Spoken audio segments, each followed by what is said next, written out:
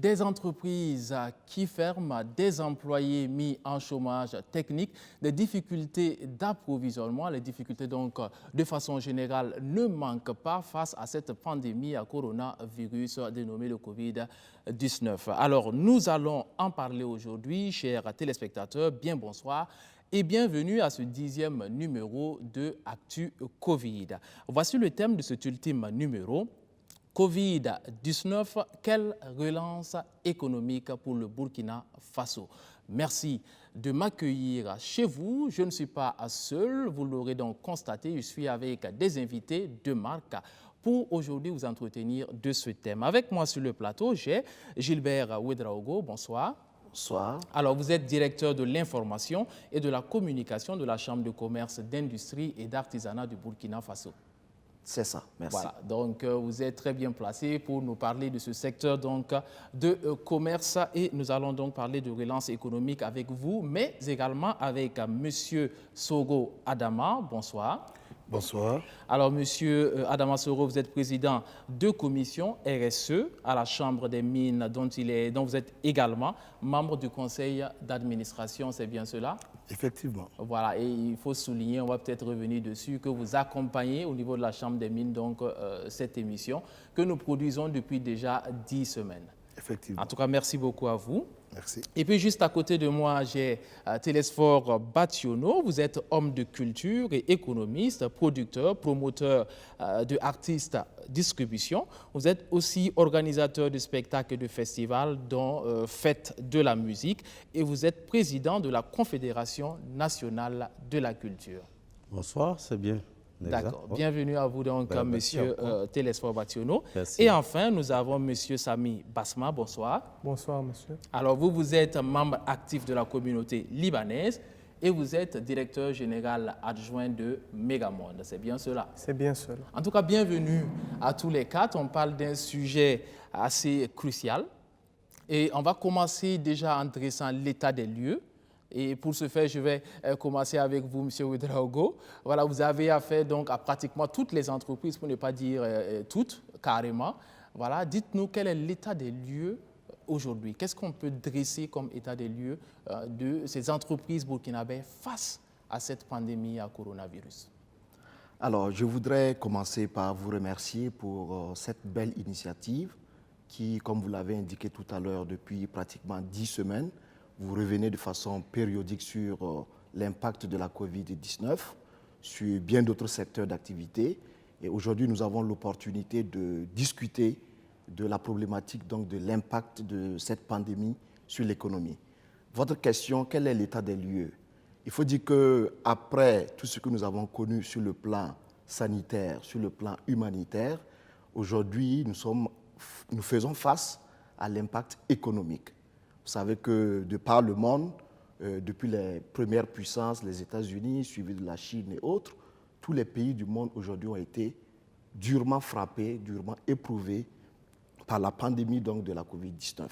Et les entreprises qui constituent le moteur de l'économie, ces entreprises ont été durement éprouvées. Et au Burkina Faso, on peut faire le point. De toute façon, vous aurez constaté que pratiquement tous les secteurs d'activité ont été touchés. Nous avons des secteurs qui ont subi plus que d'autres l'impact, le dur impact de la Covid. On peut, entre autres, citer, et sans être exhaustif, le secteur des transports, le secteur de l'hôtellerie, le secteur de la restauration. Les acteurs culturels qui sont ici représentés par M. Bationo ont également vécu de durs moments. Donc, c'est vous dire que l'état des lieux de la Covid au Burkina Faso sur le plan économique, les entreprises ont été durement éprouvées. Beaucoup d'entreprises ont fermé. Il y en a qui ont dû réduire leurs activités pratiquement de moitié. Donc voici, en attendant que nous revenions beaucoup plus en détail sur la question, voici le point que l'on peut faire pour dire qu'en tout cas, ce n'est pas une embellie pour les entreprises et nous cherchons les voies et moyens pour sortir justement de cette crise sanitaire. D'accord. C'est pour cela d'ailleurs que nous sommes là. On va parler donc des voies et moyens tout à l'heure. Mais on va aller donc directement au secteur des mines. C'est un secteur particulier. Alors, Monsieur Soro, quel état des lieux est-ce qu'on peut dresser du secteur des mines face à cette pandémie à coronavirus? Avant tout propos, remercier BF1 pour le partenariat avec la Chambre des mines sur une question d'actualité, une question aussi importante que le Covid, et aussi remercier, comme on appelle, les partenaires qui ont accompagné cette émission-là. Pour répondre à votre question, il faut dire que d'abord le secteur minier, de par son fonctionnement, est un secteur qui est assez résilient. On a l'habitude dans notre secteur déjà, pour le simple fait que nous ne choisissons pas nos emplacements, c'est la nature qui nous l'impose, donc on a l'habitude de travailler dans des environnements assez difficiles en termes j'allais dire, de facilité. Hein. En général, l'entreprise va aller se situera au niveau géographique où il y a le plus de commodité. Ce n'est pas le cas chez le secteur minier. Donc on est très souvent confronté à des environnements assez austères, assez difficiles. Donc nous avons cette culture de la résilience et dans nos modes de gestion, nos modes de fonctionnement, nous l'intégrons cela déjà.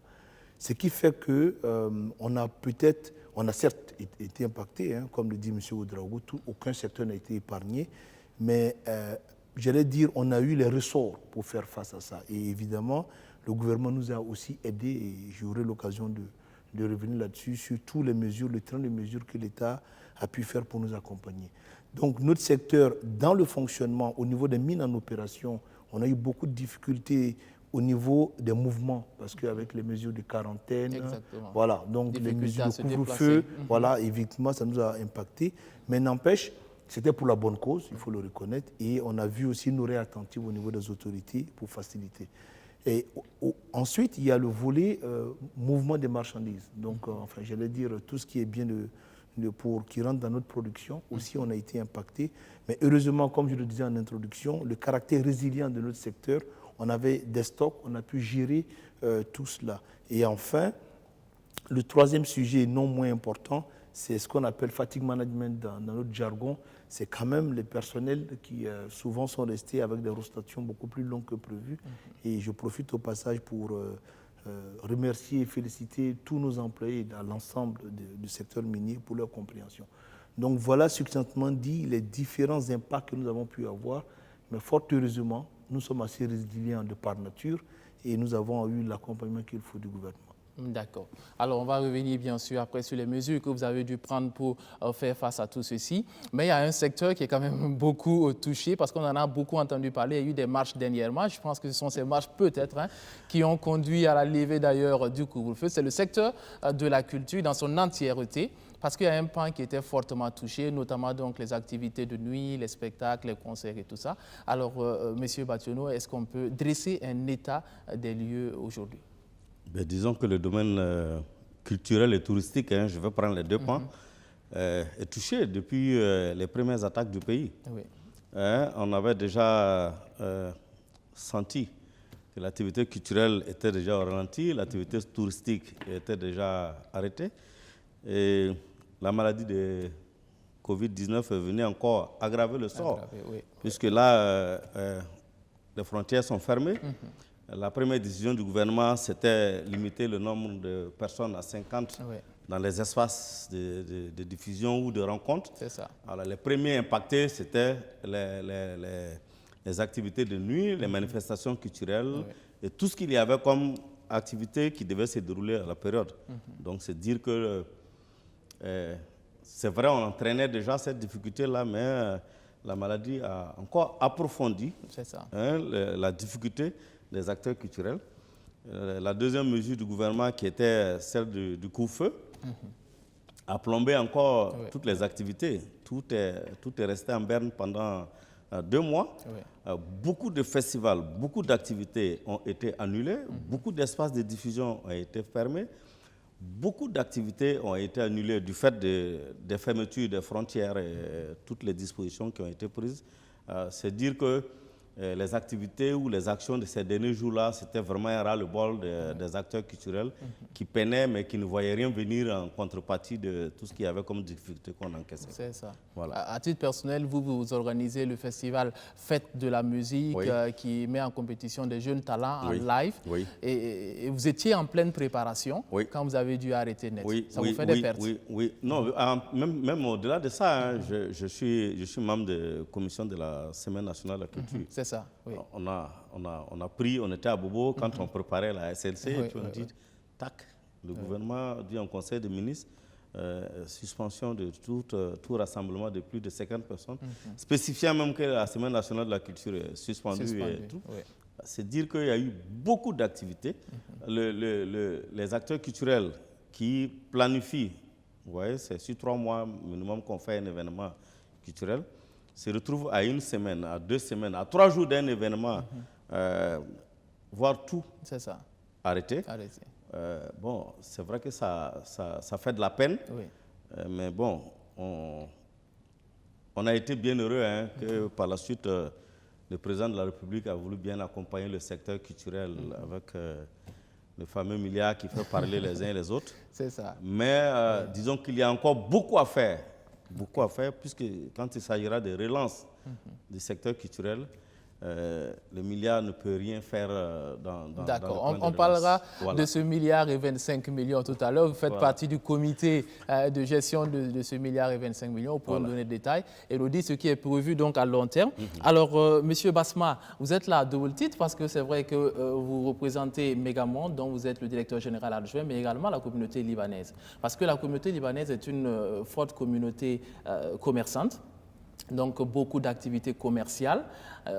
Est-ce que vous avez ressenti, ou vous avez fait un calcul, vous avez fait le point de l'impact de cette maladie-là sur ces activités? Donc, bonsoir à tous et merci de cette occasion et de cette invitation. Donc, comme vous l'avez souligné, je suis là à double titre en tant que directeur général adjoint de Megamonde, qui est une entreprise burkinabé commerciale qui évolue dans le commerce, donc dans la vente des 2 roues majoritairement, et aussi en tant que membre actif d'une communauté qui s'inscrit au Burkina, qui vit au Burkina, la communauté libanaise. Je suis moi-même burkinabé aujourd'hui, de 4e génération, la nationalité de 4e génération. Donc mon grand-père a été naturalisé, mais je suis aussi libanais, je suis d'origine libanaise, et nous sommes tous dans ce pays et nous ressentons vraiment un patriotisme pour le Burkina et c'est important pour nous que le pays sache aussi que cette communauté est une communauté qui est là aussi pour s'inscrire dans la durée, pour le vivre ensemble et qui fait des actions aussi pour aider le pays durant cette crise de coronavirus. Et en tant que responsable commercial d'une entreprise, nous avons ressenti la crise. De un, parce que l'activité a ralenti, comme l'a souligné M. Ouedraogo. On a fait face à des contraintes commerciales, à cause de nos fournisseurs aussi, à des usines qui ont fermé. Mais nous avons espoir. Nous avons vu que le Burkina a su faire face à la crise. Nous félicitons le gouvernement pour les mesures qui ont été prises rapidement. Et aujourd'hui, nous voyons qu'à ce jour, nous avons commencé à ressortir un peu du déconfinement et à recommencer les activités timidement, mais sûrement. Et nous espérons que tous les secteurs vont reprendre et que tout va aller au mieux d'ici là. D'accord. Et je tiens à souligner que je suis là en tant que membre, je ne représente pas la communauté. Au Burkina, nous n'avons pas un représentant de la communauté en tant que commercialement des entreprises, ce qui existe en Côte d'Ivoire. Mais je parle en tant que burkinabé d'origine libanaise. Et nous avons vu que cette communauté a fait beaucoup d'actions aussi parce qu'elle aime le pays, parce qu'elle vit ici et qu'elle espère vraiment un jour se faire aussi accepter, même si elle est déjà acceptée. Elle est déjà acceptée. Vivre avec tout le monde. C'est ça. Alors c'est vrai que c'est pas, la première dépense n'est pas l'achat d'une moto. On sait que Megamonde, c'est principalement ce que vous faites, même s'il y a d'autres activités. Vous vendez donc des motos. Est-ce que vous avez chiffré l'impact donc de cette pandémie-là sur vos ventes de motos? Nous sommes aujourd'hui à un chiffre d'affaires réduit de, on peut dire, la moitié à cause du ralentissement. Ouais. Mais nous avons espoir parce que nous avons vu qu'il y a eu des confinements et nous espérons que d'ici là, l'économie va reprendre dans tous les secteurs et que l'argent va recommencer à circuler. ce qui va permettre à tout un chacun de s'offrir un moyen de déplacement. Oui, oui.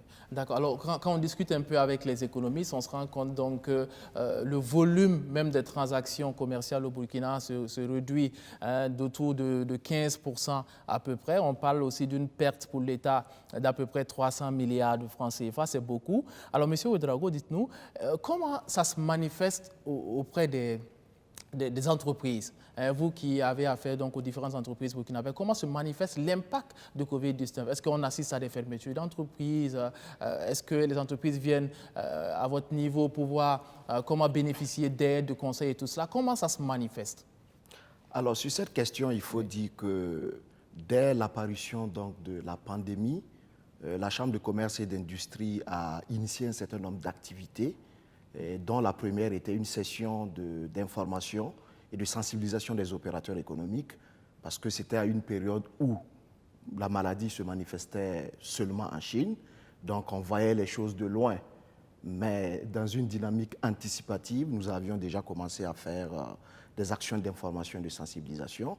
Et juste après cela, nous avons, dès que la maladie a été déclarée au Burkina Faso en début mai, en début mars plutôt, nous avons tout de suite initié une étude qui a permis d'évaluer l'impact sur les différents secteurs d'activité.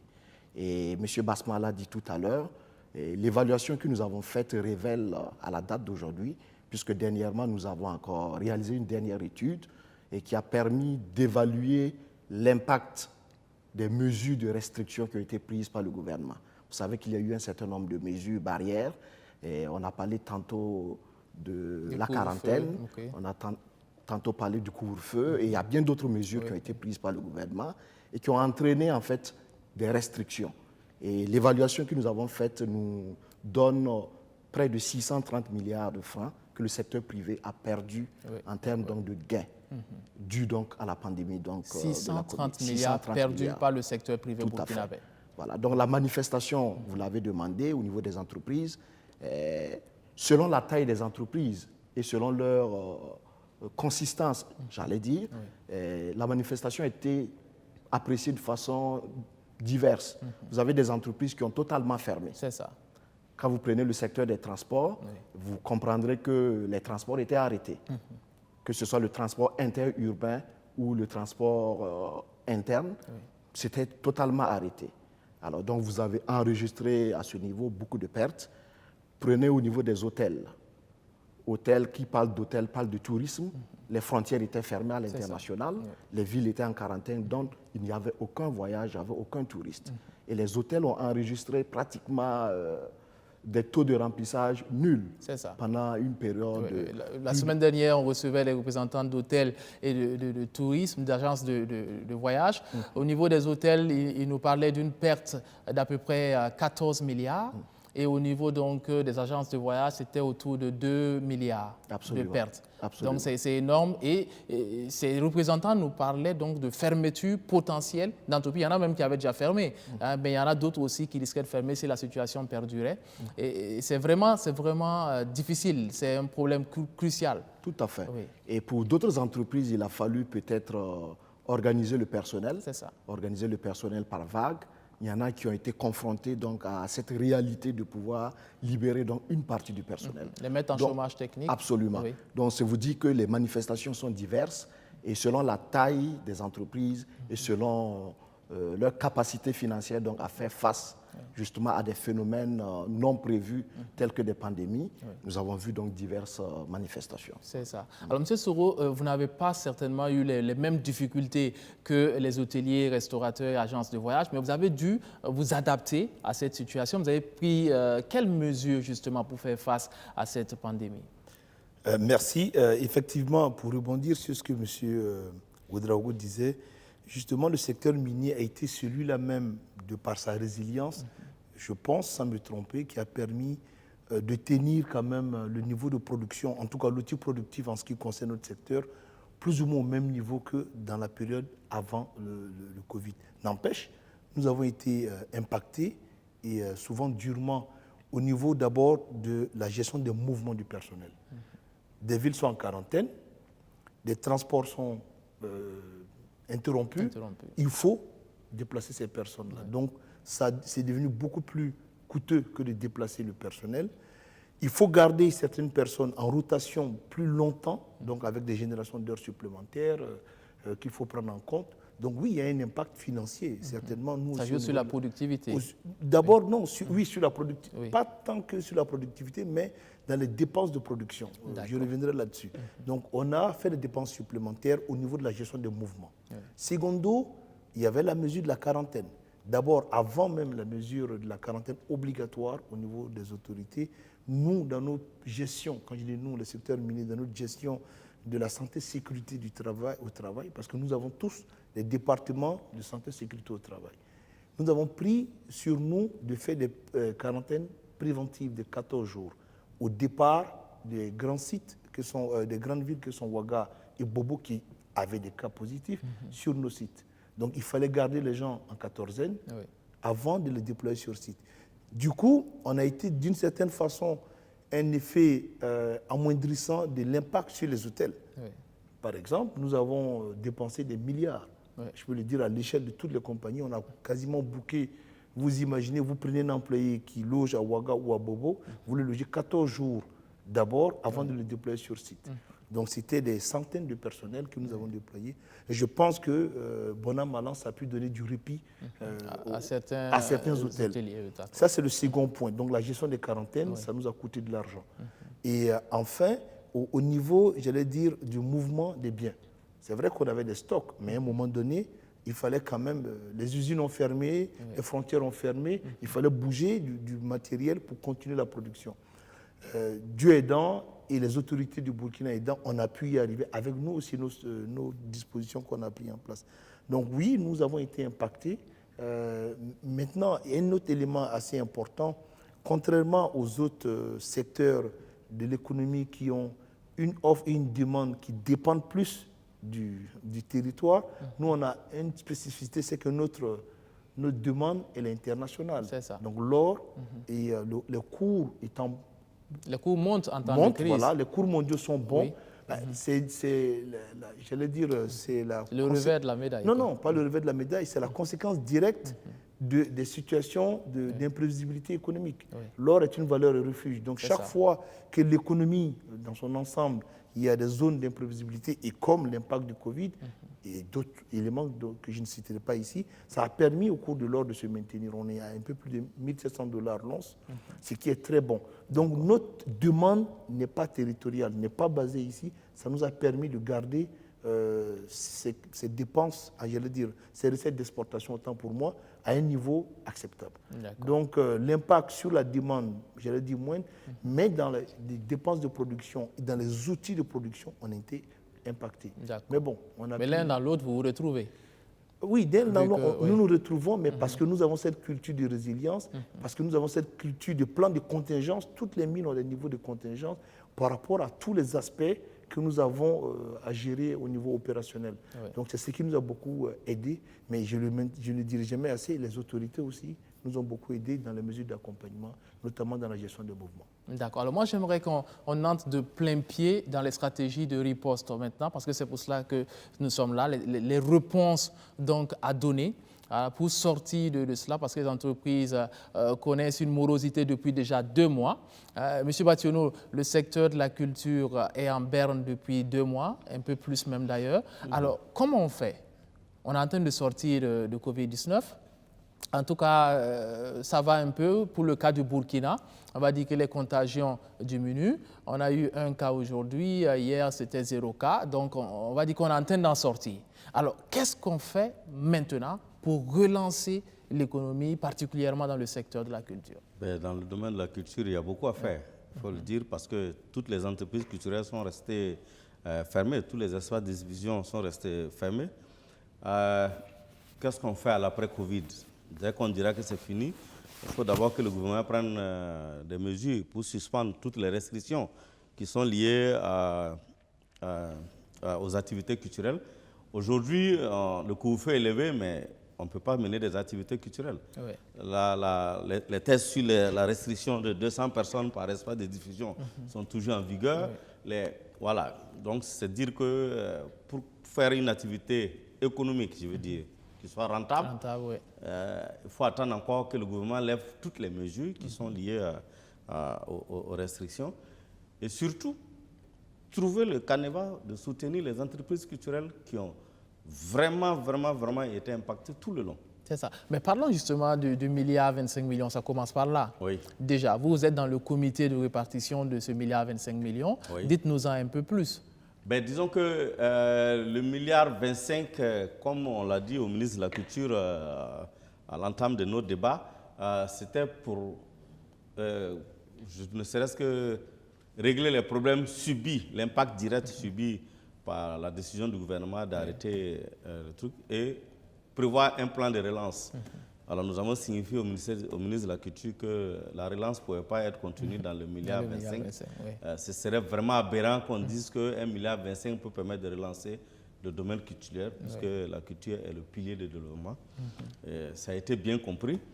Donc le 1,25 milliard est revenu en principe à une sorte de dédommagement de tous les événements culturels qui ont été annulés à la période et un accompagnement des entrepreneurs et des associations, puisque le domaine culturel évolue beaucoup en association, pour leur permettre de tenir un temps soit peu jusqu'à la levée des mesures du Covid. Donc ça dit que déjà le milliard est déjà déphasé. Il devait être déjà sur le terrain, en train d'impacter la vie des associations et des entreprises culturelles. Nous sommes toujours à l'attente. J'ai entendu le ministre dire la semaine passée que le dossier est sur le bureau du ministre de l'économie. Vivement qu'il entende et qu'il prenne les dispositions pour soulager ces acteurs-là qui... Donc ce 1,25 milliard, c'est pour réduire les pertes subies par ceux qui avaient déjà entamé... Oui, une partie devrait servir à soulager les pertes, comme on l'a bien signifié. Et une autre partie devait permettre de permettre aux entreprises, vous voyez, vous fermez un espace de diffusion pendant 3 mois, il a ses charges fixes, il a ses loyers, il a ses salaires, il a son eau, il a son courant à payer. Une partie devrait lui permettre de supporter ces charges-là pour lui permettre d'être présent dès qu'on dira que c'est fini. Mais si c'est fini, que vous êtes assis à zéro, il faut que l'État trouve les moyens maintenant de permettre à la culture de redécoller.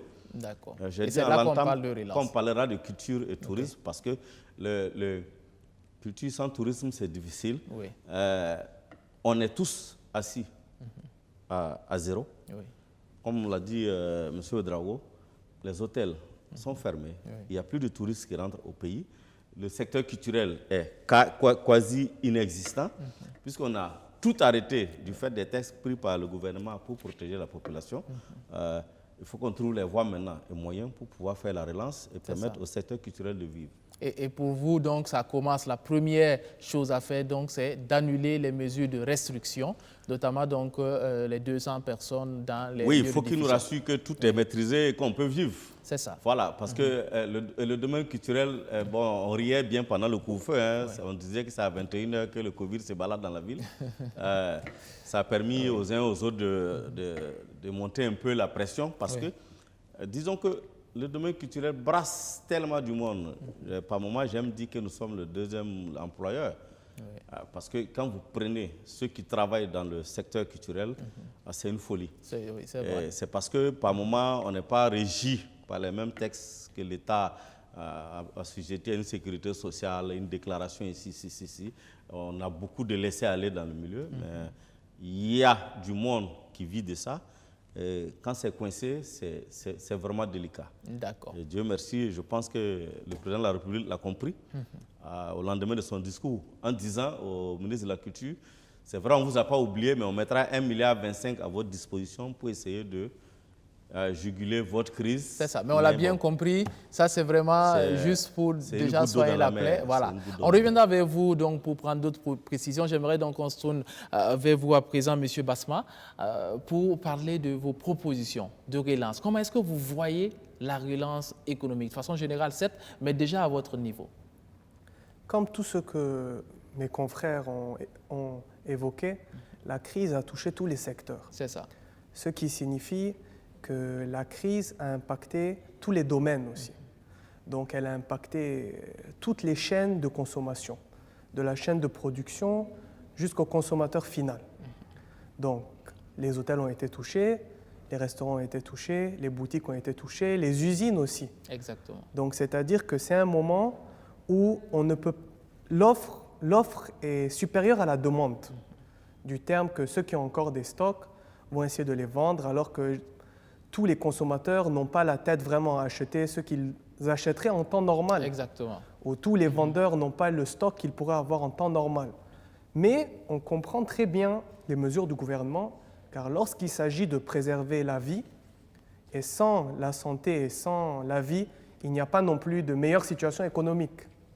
Donc, avoir une bonne situation économique, si les gens ne vont pas bien, c'est inutile non plus. Oui. Donc, c'est totalement compréhensible ce que le gouvernement a fait, et on le salue. Et maintenant, en espérant que les choses vont mieux, il faut se demander quoi faire. D'accord. Quoi faire à notre niveau, les entreprises commerciales? Je pense que c'est un moment où il doit y avoir des concertations avec les chambres de commerce pour permettre aux entreprises commerciales, je dis bien de survivre et de permettre à leurs employés aussi de survivre. Parce qu'une entreprise, on me le dit souvent, une personne que tu emploies, c'est combien de personnes qui vivent derrière. Une personne qui prend son salaire, on est au Burkina. Tu aides la nièce, le cousin, le neveu. Donc, il faut permettre aux entreprises de survivre.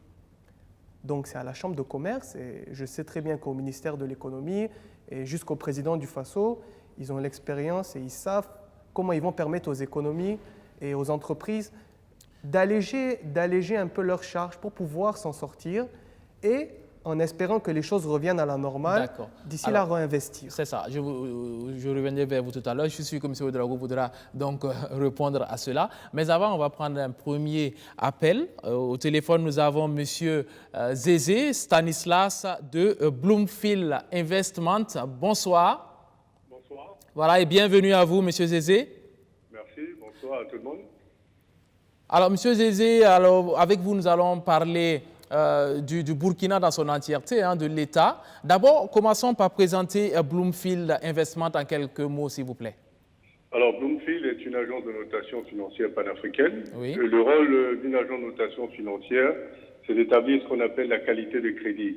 Donc, établir la capacité et la volonté d'une entité notée à faire face à ses obligations financières à court, moyen et long terme. Tout ce que nous appelons au court terme sont les obligations à moins d'1 an, et moyen et long terme des obligations au-delà d'1 an. C'est ça. Et donc, vous attribuez des notes à chaque État, et c'est au vu de ces notes-là que ces États peuvent avoir facilement ou pas donc des prêts. C'est bien cela? En réalité, ça établit justement la crédibilité de ces États. Mais ce qui est particulier à Bloomfield, c'est que nous établissons la qualité de crédit en monnaie locale, ce qui diffère des agences internationales qui établissent la qualité de crédit en devises étrangères. Donc, établir la qualité de crédit en monnaie locale permet d'établir la vraie qualité intrinsèque, parce que c'est la monnaie d'opération. D'accord. Alors donc, actuellement, nous faisons face à cette pandémie de Covid-19. On a vu donc des experts qui ont produit des rapports. On parle de 345 milliards de pertes à 645 milliards dans le pire des cas pour l'État burkinabé. Est-ce que ceci va impacter la notation que vous accordez au Burkina? Oui, écoutez, c'est des éléments qui sont pris en considération, mais quand vous avez une crise comme celle-là, ce que l'agent de notation financière regarde, c'est pas regarde l'impact, mais regarde surtout la capacité de l'État à justement gérer cette pandémie-là et sa capacité à anticiper sur la reprise éventuelle.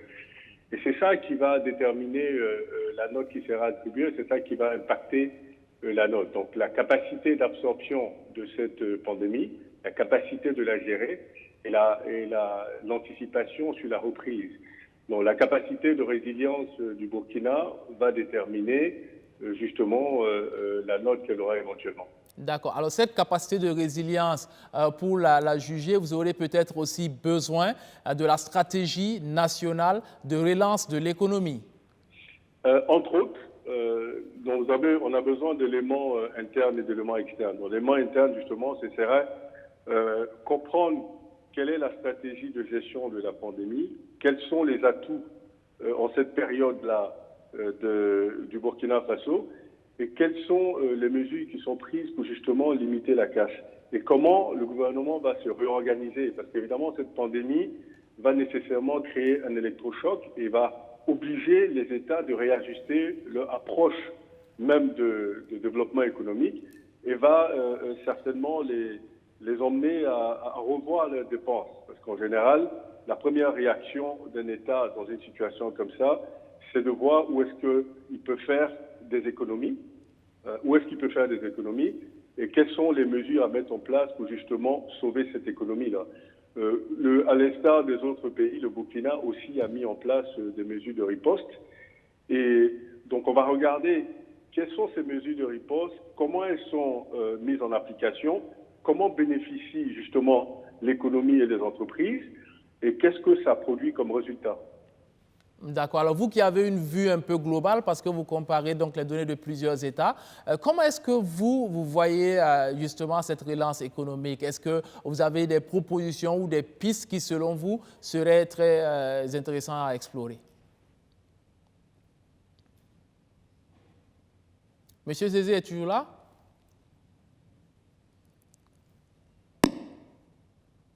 Alors, nous l'avons perdu visiblement. Alors, peut-être qu'il nous reviendra. Alors, je vais me tourner vers vous, M. Ouedraogo. M. Ouedraogo, alors, vous avez lancé, en tout cas avec le ministre du Commerce dernièrement, par Covid.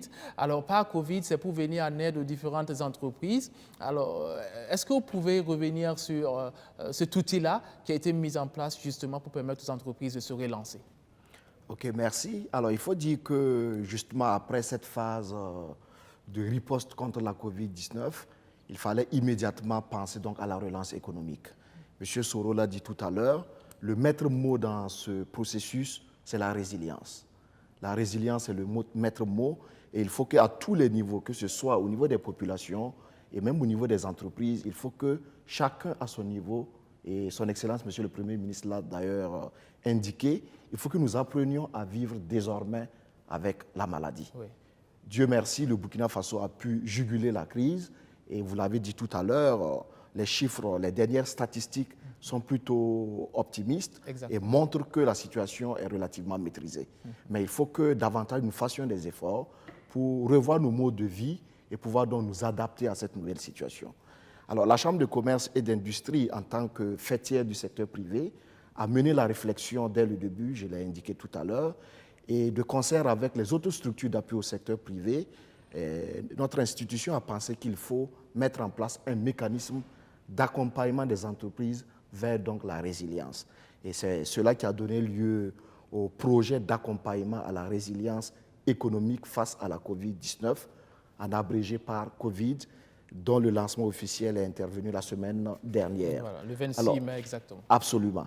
En quoi ce projet consiste? Ce projet consiste à mettre en place un dispositif d'écoute et d'orientation des entrepreneurs, de telle sorte que les mesures qui ont été annoncées par le chef de l'État, par le gouvernement dans son ensemble, et qui progressivement se mettent en place, nous avons des chefs d'entreprise qui ne savent pas aujourd'hui à quelle porte ou par quels moyens bénéficier d'un certain nombre d'avantages, que ce soit sur le plan fiscal, que ce soit sur le plan comptable. Donc il y a des mesures aujourd'hui qui sont prises et pour lesquelles les entreprises peinent à connaître les modes opératoires. Donc le PAR Covid a été institué et nous avons mis en place 2 plateformes. La première plateforme, c'est notre centre d'appel qui répond au 3408, qui est donc cette tribune offerte aux entrepreneurs de passer un coup de fil et de pouvoir donc indiquer quelles sont leurs préoccupations.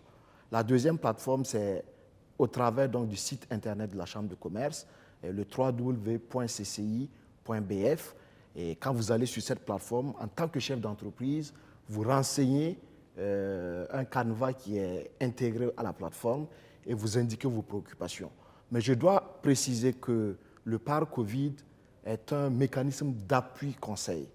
Voilà, l'accompagnement que nous apportons n'est pas un accompagnement financier, c'est un accompagnement en termes donc d'appui et de conseil. Donc c'est une assistance aux entreprises. D'accord. Voilà. Alors, je reviens vers vous tout à l'heure, mais on a la chance d'avoir M. Zézé à nouveau au téléphone. Bonsoir à nouveau et merci d'être revenu. On avait une dernière question pour vous, M. Zézé. Je demandais si vous aviez des propositions, des pistes donc à explorer pour justement la relance économique au Burkina Faso.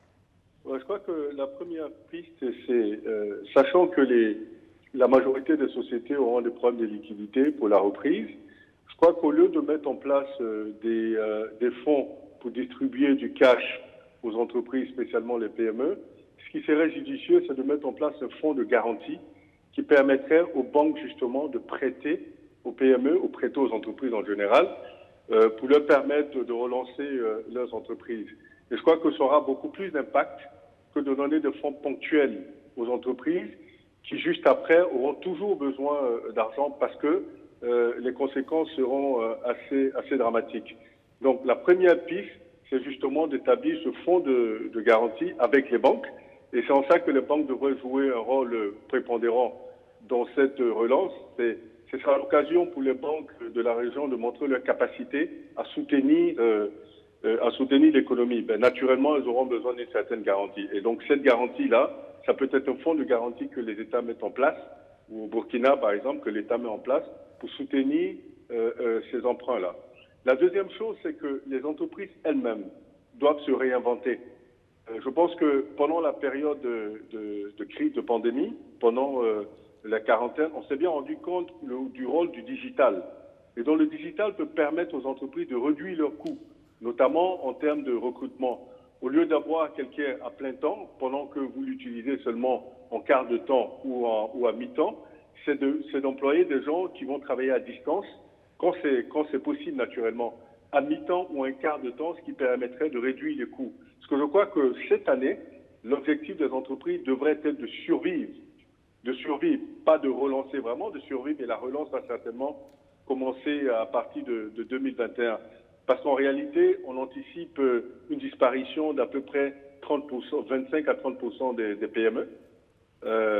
Ça, c'est ce qu'on anticipe.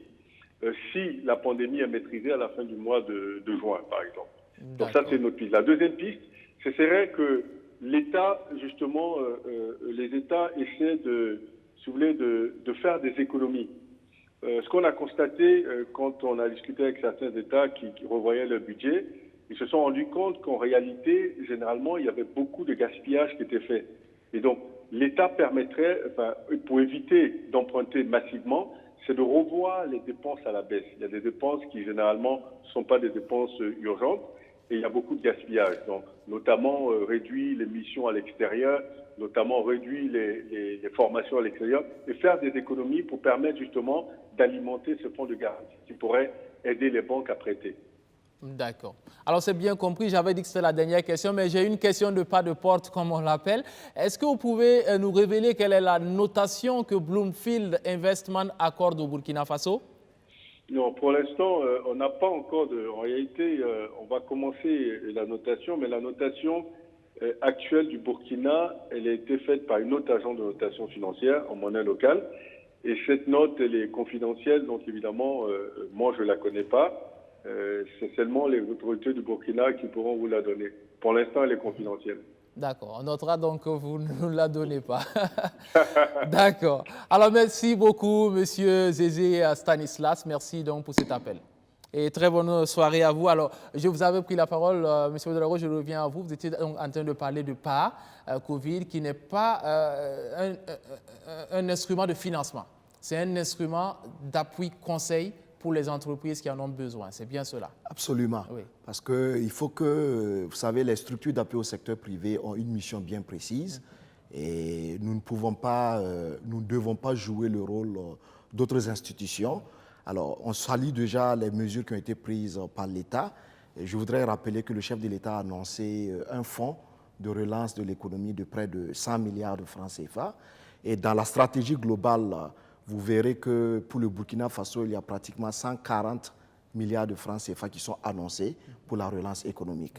Mais une chose est de mettre en place un fonds, une autre chose est que nos entreprises puissent avoir les instruments, les outils pour pouvoir justement capter l'ensemble des fonds.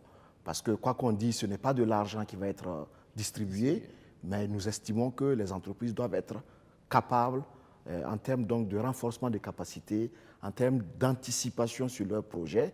M. Zézé l'a dit tout à l'heure, les objectifs sur le plan, j'allais dire sur le plan universel aujourd'hui, pour l'année 2020, les objectifs sont à revoir à la baisse.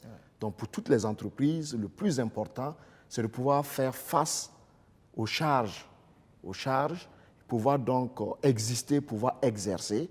Et naturellement, ce n'est que peut-être à partir de 2021 que l'on peut espérer en tout cas faire de bonnes affaires. Donc le PAR Covid est un mécanisme d'accompagnement. Et pour tous ceux qui ont des difficultés, toutes les entreprises qui ont des difficultés, nous les invitons à pouvoir donc prendre attache avec nous pour bénéficier de tous ces accompagnements en termes donc, de conseils et donc de pouvoir, au moment venu, dès que l'opérationnalisation des différents fonds se fera, ces entreprises seront capables de pouvoir donc déposer leur dossier. Et une fois qu'elles obtiennent ce financement, elles sauront naturellement quelles sont les priorités. Parce que si vous prenez un fonds aujourd'hui et que vous vous empressez d'aller faire des investissements pas absolument nécessaires, ça pourrait vous plonger davantage dans une crise interne. Est-ce qu'on sait aujourd'hui comment ces 140 milliards annoncés pour aider les entreprises donc, vont être utilisés, vont être mis en place? Comment en bénéficier? Est-ce qu'aujourd'hui, il y a un mécanisme qui est mis en place pour une entreprise? Voilà, j'ai une entreprise, j'ai des difficultés, j'ai entendu parler de ce fonds. Est-ce qu'il y a un mécanisme mis en place pour que je puisse en bénéficier? Bon, je pense que l'actualité nous enseigne sur ce plan. Ce matin même, au Premier ministère, en suivant l'information, j'ai vu que le gouvernement s'est réuni autour du Premier ministre, justement pour réfléchir à comment justement l'ensemble des fonds annoncés vont être rendus opérationnels. Donc nous, au niveau de la Chambre de commerce, en tant que structure d'appui au secteur privé, nous suivons l'actualité, nous faisons du lobbying, nous avons un rôle consultatif, un rôle représentatif et nous assumons bien sûr cette mission-là en accompagnant les entreprises, en les préparant justement à pouvoir donc faire face à la situation actuelle et à se projeter dans une dynamique de relance économique. C'est ça. Alors, la relance économique, elle est aussi structurelle, elle n'est pas que ponctuelle, M. Soro. Comme le disait M. Zézé, il faut penser à long terme, peut-être privilégier le télétravail et d'autres solutions pareilles. Quelles sont, vous, les solutions que vous avez, les pistes de solutions que vous avez pour justement cette relance économique efficace au Burkina Faso? Effectivement, si on s'en tient à la définition de la relance économique selon le modèle keynésien, c'est la capacité de l'État, en tout cas, l'ensemble des mesures qu'un gouvernement peut prendre pour redynamiser l'économie, surtout ses paliers. Essentiellement, il y a deux outils, il y a l'outil monétaire et l'outil budgétaire. Mettons que dans notre cas, ça va être essentiellement l'outil budgétaire parce que la politique monétaire, elle est à l'échelle sous-régionale. Et à ce niveau, il a dit tantôt, l'État va injecter soit de l'argent via des fonds, que ce soit des fonds de garantie ou des fonds de relance, mais aussi l'État va faciliter la trésorerie pour les compagnies en délaissant certains impôts ou en reportant certains impôts. On a pu le voir dans les trains de mesures que le chef de l'État a annoncé en avril dernier. Ça, c'est des pistes. Mais à la fin de la journée, une fois qu'on a mis ces mesures en place, il appartient aux entreprises d'en faire bon usage. Je pense que c'est pour ça que M. Zézé tantôt parlait de fonds de garantie. Parce qu'effectivement, on peut avoir la tentation, lorsque on a de l'argent gagné facilement, de ne pas en faire bon usage. Mais si je parle plus du secteur, au niveau du secteur minier, je voulais juste prendre 2 minutes pour parler d'un aspect peut-être qui n'a pas suffisamment été évoqué.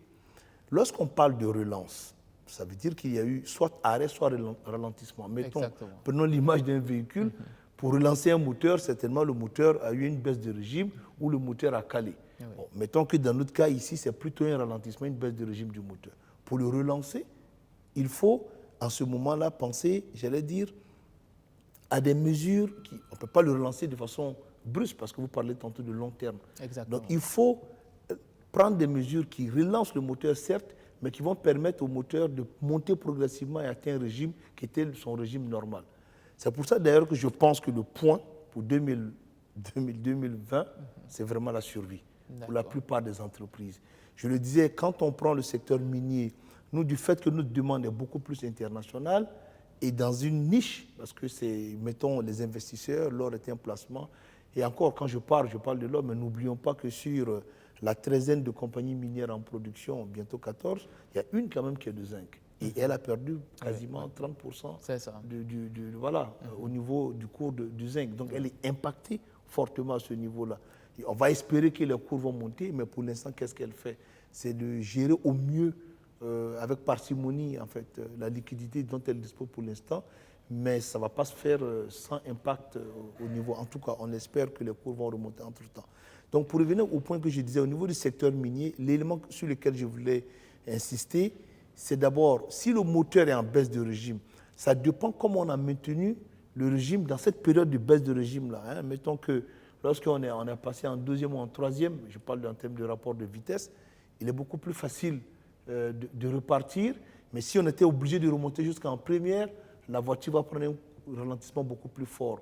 Pourquoi je dis ça? Au niveau du Burkina, notre secteur, le secteur minier, a permis justement, je pense, et sans jeu de mots, en prenant les faits, les statistiques, a permis, au moment où tous les autres secteurs étaient fortement frappés par le Covid, parce qu'ils ne pouvaient plus importer, les frontières étaient fermées, les usines, surtout l'usine du monde qui est la Chine, étaient fermées, quand on sait que notre pays est un pays enclavé. Donc, d'autres secteurs étaient impactés, avec le corollaire de baisse de trésorerie pour l'État, parce que les recettes au niveau des cordons douaniers, j'en passe. Exactement. Le secteur minier est resté celui-là qui a pu, de par sa culture de résilience et de par le fait que sa demande est beaucoup plus internationale, a pu maintenir son activité quand même pour garder une forme de, j'allais dire, de régime du moteur qui ne nous a pas amené à l'arrêt. À l'arrêt complet. Voilà, et qui allait rendre plus difficile la relance. Oui. Le secteur minier aujourd'hui, selon le dernier rapport de la du ministère des Mines, c'est quand même 14 000 emplois. C'est un peu plus de 13% du PIB. Quand je pense qu'en 2009, on était à moins de 1%. C'est dire, on vient de loin.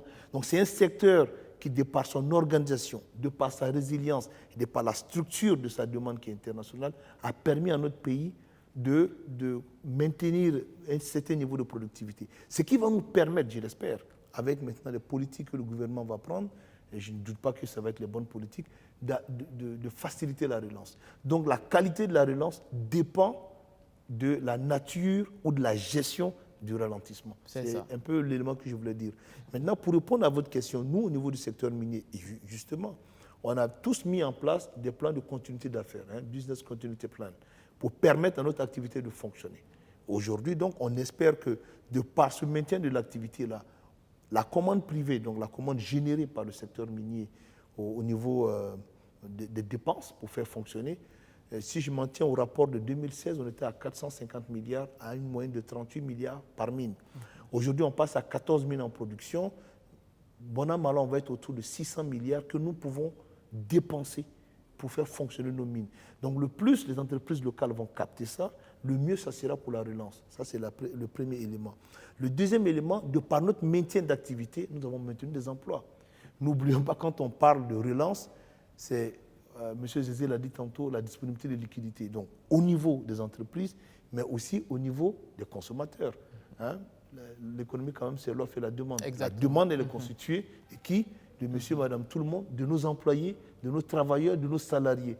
Donc le fait qu'une entreprise arrive à maintenir son niveau de production, donc son niveau d'emploi, va permettre aussi de faciliter la relance. Parce que je vais juste préciser qu'il y a des entreprises qui ont mis plusieurs salariés en chômage technique ou partiel ou complet.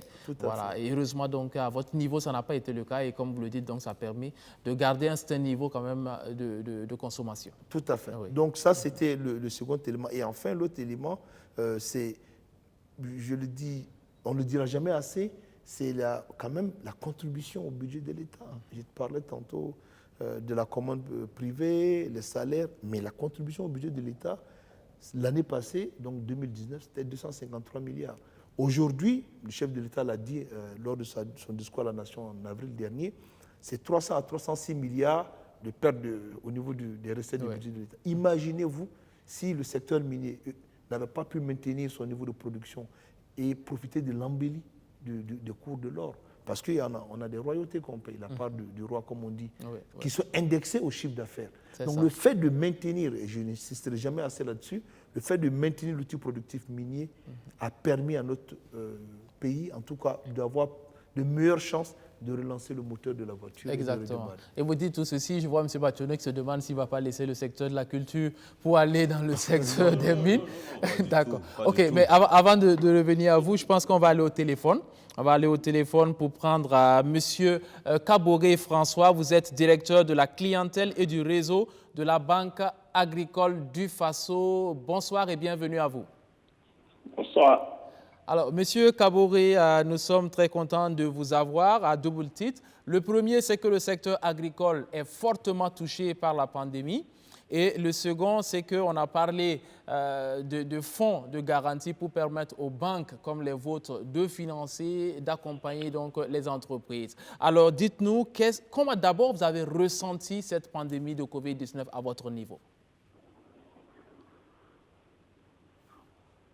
Monsieur Kaboré. Allô? Oui. Voilà, bonsoir, merci beaucoup. Oui. Bonsoir aux téléspectateurs. Bonsoir aux invités sur le plateau. Alors, merci d'associer donc la Banque agricole à cette émission Actu Covid-19.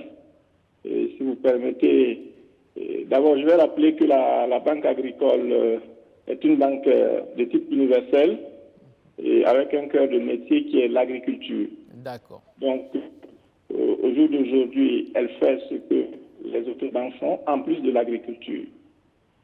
Alors, c'est une banque récente qui a donc opérationnalisé ses guichets à la clientèle en février 2019 passé.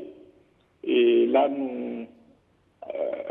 nous sommes, j'allais dire en tout cas, arrivés et quelques temps après, le Covid aussi s'est manifesté. C'est ça. Et on a vu, selon certains rapports, que le secteur agricole est l'un des secteurs les plus touchés. Voilà, bon, il y a ceux qui devaient exporter leurs produits qui ne sont pas arrivés à le faire, des produits qui ont été périmés, et ainsi de suite. Il y a aussi l'industrie qui achète ces produits-là donc, pour les transformer qui sont à l'arrêt. Donc, alors dites-nous, comment est-ce que vous, au niveau donc, de la Banque justement qui travaille avec les agriculteurs, en principe, vous avez ressenti cette pandémie?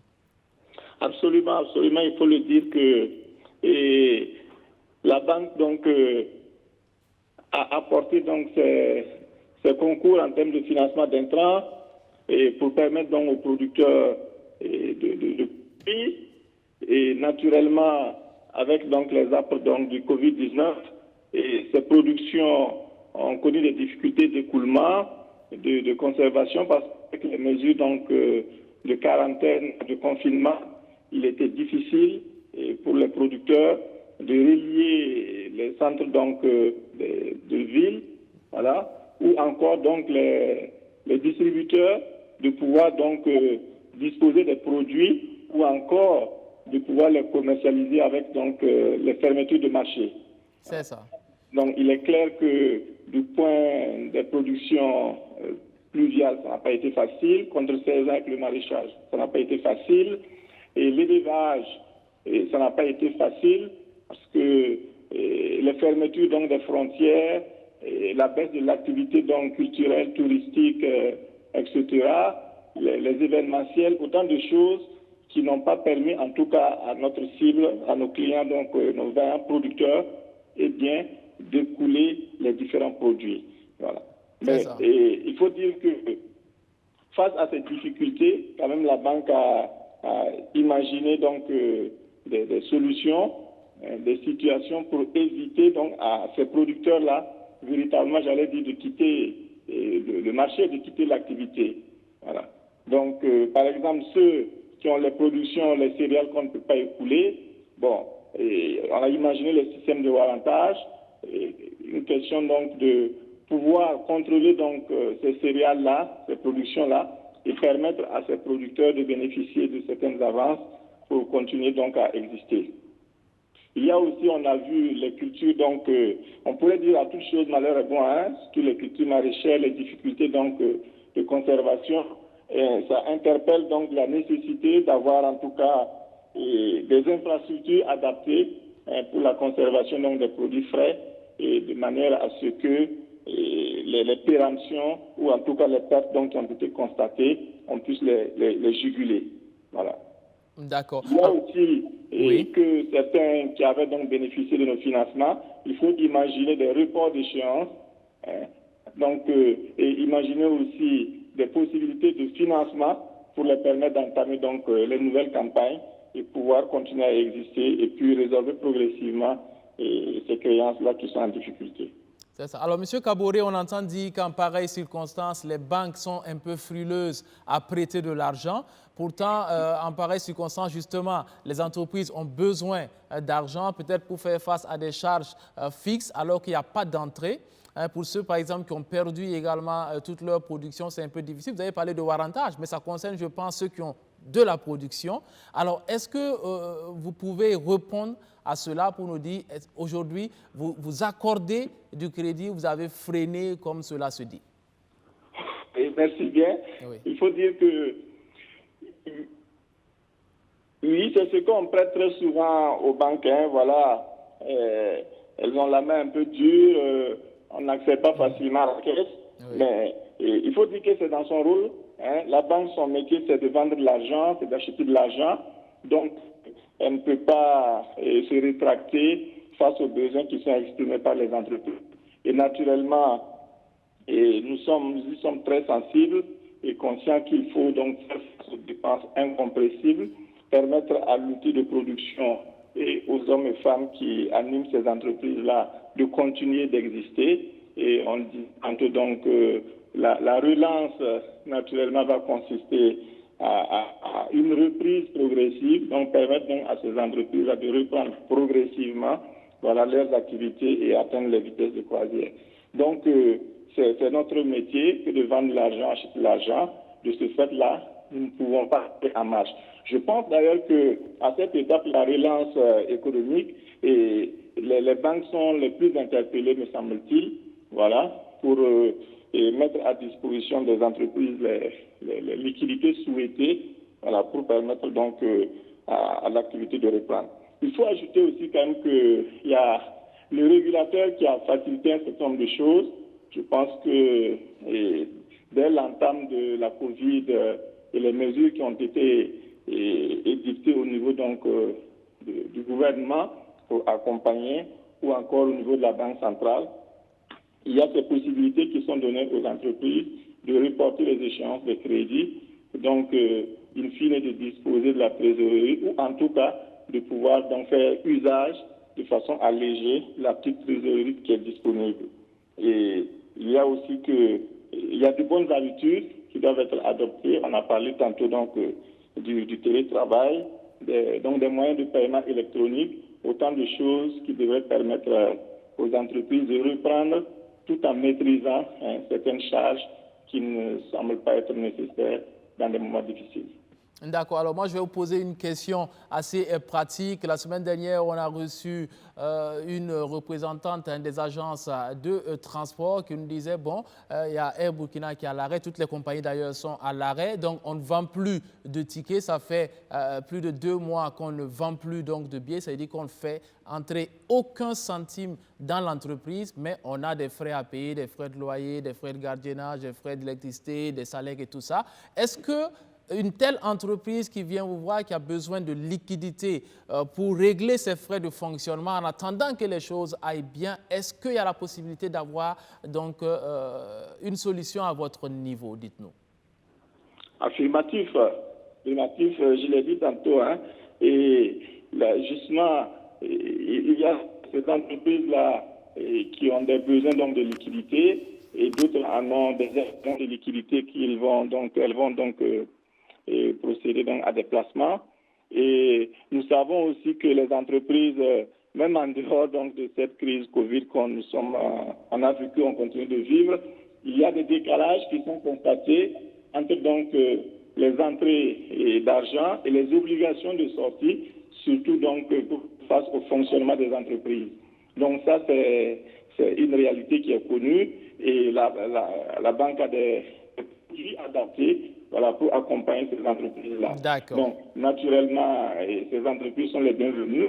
Nous le faisons déjà et je pense que nous allons nous appliquer davantage à le faire parce que, justement, il y a ce tandem entre les entreprises donc, et les banques.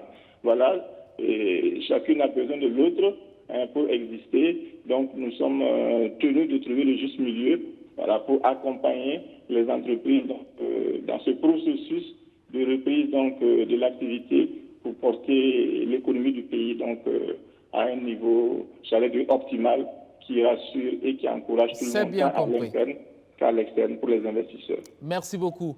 Merci grandement pour votre appel, M. Kaboré. François, je rappelle que vous êtes directeur de la clientèle et du réseau de la Banque agricole du Faso. Merci beaucoup et très bonne soirée à vous. Merci à vous et bonne suite. Merci. Alors, voilà, je reviens à vous, M. Batiolo. Alors, je disais tantôt que vous êtes peut-être aujourd'hui tenté par le secteur des mines, parce que là-bas, il y a quand même toujours de l'embellie. Non, il faut dire que chaque secteur qui contribue à l'économie du pays a ses spécificités. C'est ça. On a vu quand même un peu de résilience à votre niveau, bon, un peu entre griffes, c'est selon, parce qu'on a vu des conseils qui ont été organisés en ligne, par exemple. Voilà, et les gens pouvaient de chez eux, à travers donc, Internet, pouvoir Bien suivre. sûr, c'est dit que face à la difficulté, l'homme s'adapte. Oui. Les concerts en ligne ont vu le jour. Bon nombre d'artistes s'y sont prêtés. Mais disons que nous, notre milieu étant un milieu de consommation, il faut acheter pour avoir accès. Les concerts en ligne, c'est vrai, tant que vous n'avez pas un sponsor ou un mécène par derrière, c'est difficile à réaliser. Il faut qu'on revienne à une vie normale d'entrepreneur culturel où il faut préparer son spectacle, vendre sa scène, récupérer les recettes pour pouvoir supporter ses charges. Mais la parade des concerts en ligne a permis, un temps soit peu, au Burkinabé de ne pas se sentir délaissé. Vous voyez, quand on dit culture, c'est la télé, c'est la radio, c'est le net. On est présent dans la vie quotidienne de tous les Burkinabés. Disons que ce qu'on a subi, il fallait trouver la parade vraiment de pouvoir permettre aux consommateurs de pouvoir profiter toujours, malgré la difficulté des offres de spectacles. C'est en cela que beaucoup d'artistes ont fait des résidences dans des studios. Ils ont loué des salles de spectacles. Ils ont joué vide pour diffuser sur les médias pour permettre au Burkinabé de rester toujours égal à lui-même dans sa consommation. C'est ça. Alors, donc, vous avez dit tantôt que la première des mesures à prendre donc, pour la relance économique, en tout cas dans le secteur de la culture, c'est d'abord de lever les mesures barrières. Ben oui, mais après cela. Il le faut. Il faut d'abord qu'on lève les mesures barrières et que l'État, dans son entièreté, accompagne le secteur culturel. Vous voyez, la culture a sa place, elle est tellement capitale dans la vie d'une nation que toutes les fois qu'elle est délaissée, l'État perd beaucoup dans sa gestion et dans sa vie quotidienne. Alors, nous osons espérer, moi je pense que l'État prendra des dispositions pour permettre aux acteurs culturels de reprendre de fort belles manières les activités culturelles. C'est aussi l'occasion de lancer un appel à tous ces sponsors, tous ces mécènes, tous ceux qui nous ont accompagnés pendant ces années-là. C'est vrai qu'ils ont été touchés par la crise, mais de ne pas freiner, de nous permettre de relancer les activités culturelles. C'est évident que ça impactera toute la vie de la nation. C'est ça. Voilà. C'est peut-être l'occasion aussi de penser plus global, de penser une industrie vraiment de la culture. C'est vrai qu'on a assisté à un débat sur les réseaux sociaux et d'ailleurs, je rappelle aux téléspectateurs que vous pouvez aller sur la page Facebook BF1 où vous avez donc un post qui parle de cette émission. Vous pouvez donc poster des commentaires, poser des questions sous ce post-là. Alors, sur les réseaux sociaux, on a vu au début donc des mesures barrières. Donc, des internautes qui disaient que ailleurs, ce sont les artistes qui enlevaient de leur poche pour aller aider les autres nécessiteux de la population, alors qu'ici, les artistes eux-mêmes demandaient de l'aide. Est-ce que, justement, au sortir de cette pandémie de Covid-19-là, il n'y a pas lieu de repenser carrément toute l'industrie culturelle? C'est en cours. Oui. Ça fait des années qu'on en parle, des industries culturelles et créatives, mais pour aboutir aux industries culturelles et créatives, il faut une volonté de l'État. Disons que le ministère de la Culture n'a même pas 1% du budget de l'État, alors que c'est lui qui est chargé de l'organisation, de distribution de rôles dans la vie culturelle du pays. Ouais. On parle d'industrie dans d'autres pays, quand le ministère de la Culture a sa place à jouer, Et quand les acteurs culturels ont un accompagnement, ici, vous avez des difficultés même à avoir des financements pour faire un spectacle. Mais est-ce que quand on parle justement d'industrie, oui, on doit attendre un accompagnement? Ah oui, puisque nous sommes encore au départ. Vous voyez, j'entendais quelqu'un dire que la Côte d'Ivoire, j'ai dit oui, la Côte d'Ivoire c'était la volonté d'Oufoué qui donnait de l'argent aux artistes, qui donnait de l'argent aux entrepreneurs culturels pour organiser, pour faire vivre son pays, qui n'hésitait pas à dire que vous êtes Sénégalais, vous êtes Libanais, vous êtes Burkinabé, vous avez de la valeur, venez. Et c'est ce qui a permis de constituer l'orchestre de la RTI, qui a permis de dévoiler des talents. Il a injecté de l'argent dans la culture. Aujourd'hui, ils sont au stade où ils sont. Hein, le Burkina a commencé en 1983 avec Feu Thomas, qui, de par sa culture de la musique, a permis même d'avoir un bureau burkinabé de droits d'auteur qui tient encore aujourd'hui, qui permet de payer les artistes. Ça. Mais aujourd'hui, la priorité du Burkina, c'est plus le cyclisme, le football, la culture est vraiment relayée. D'accord. Mais dans tous les papiers, la culture est le pilier de développement. Donc, il faut qu'on revienne à ce pilier de développement-là, repenser la politique de ce pays-là vis-à-vis de la culture et permettre à la culture de porter son brassard. D'accord. Alors, bien noté, M. Basma, je vais revenir à vous parce que vous représentez une grande frange des opérateurs économiques burkinabés. Alors, vous êtes dans le commerce. Dites-nous, quelles sont les mesures qu'il faut prendre pour relancer de façon structurelle l'économie burkinabé? Je suis très heureux d'entendre ce que M. Bationo a dit. Oui. Il a refait, il a parlé du président Oufoué et il faisait signe il disait que tous ceux qui pouvaient être bien dans le pays, tous ceux qui pouvaient contribuer au pays étaient les bienvenus. C'est ça. Donc, je représente la communauté libanaise, vu que je suis un membre de la communauté libanaise, je suis burkinabé d'origine libanaise.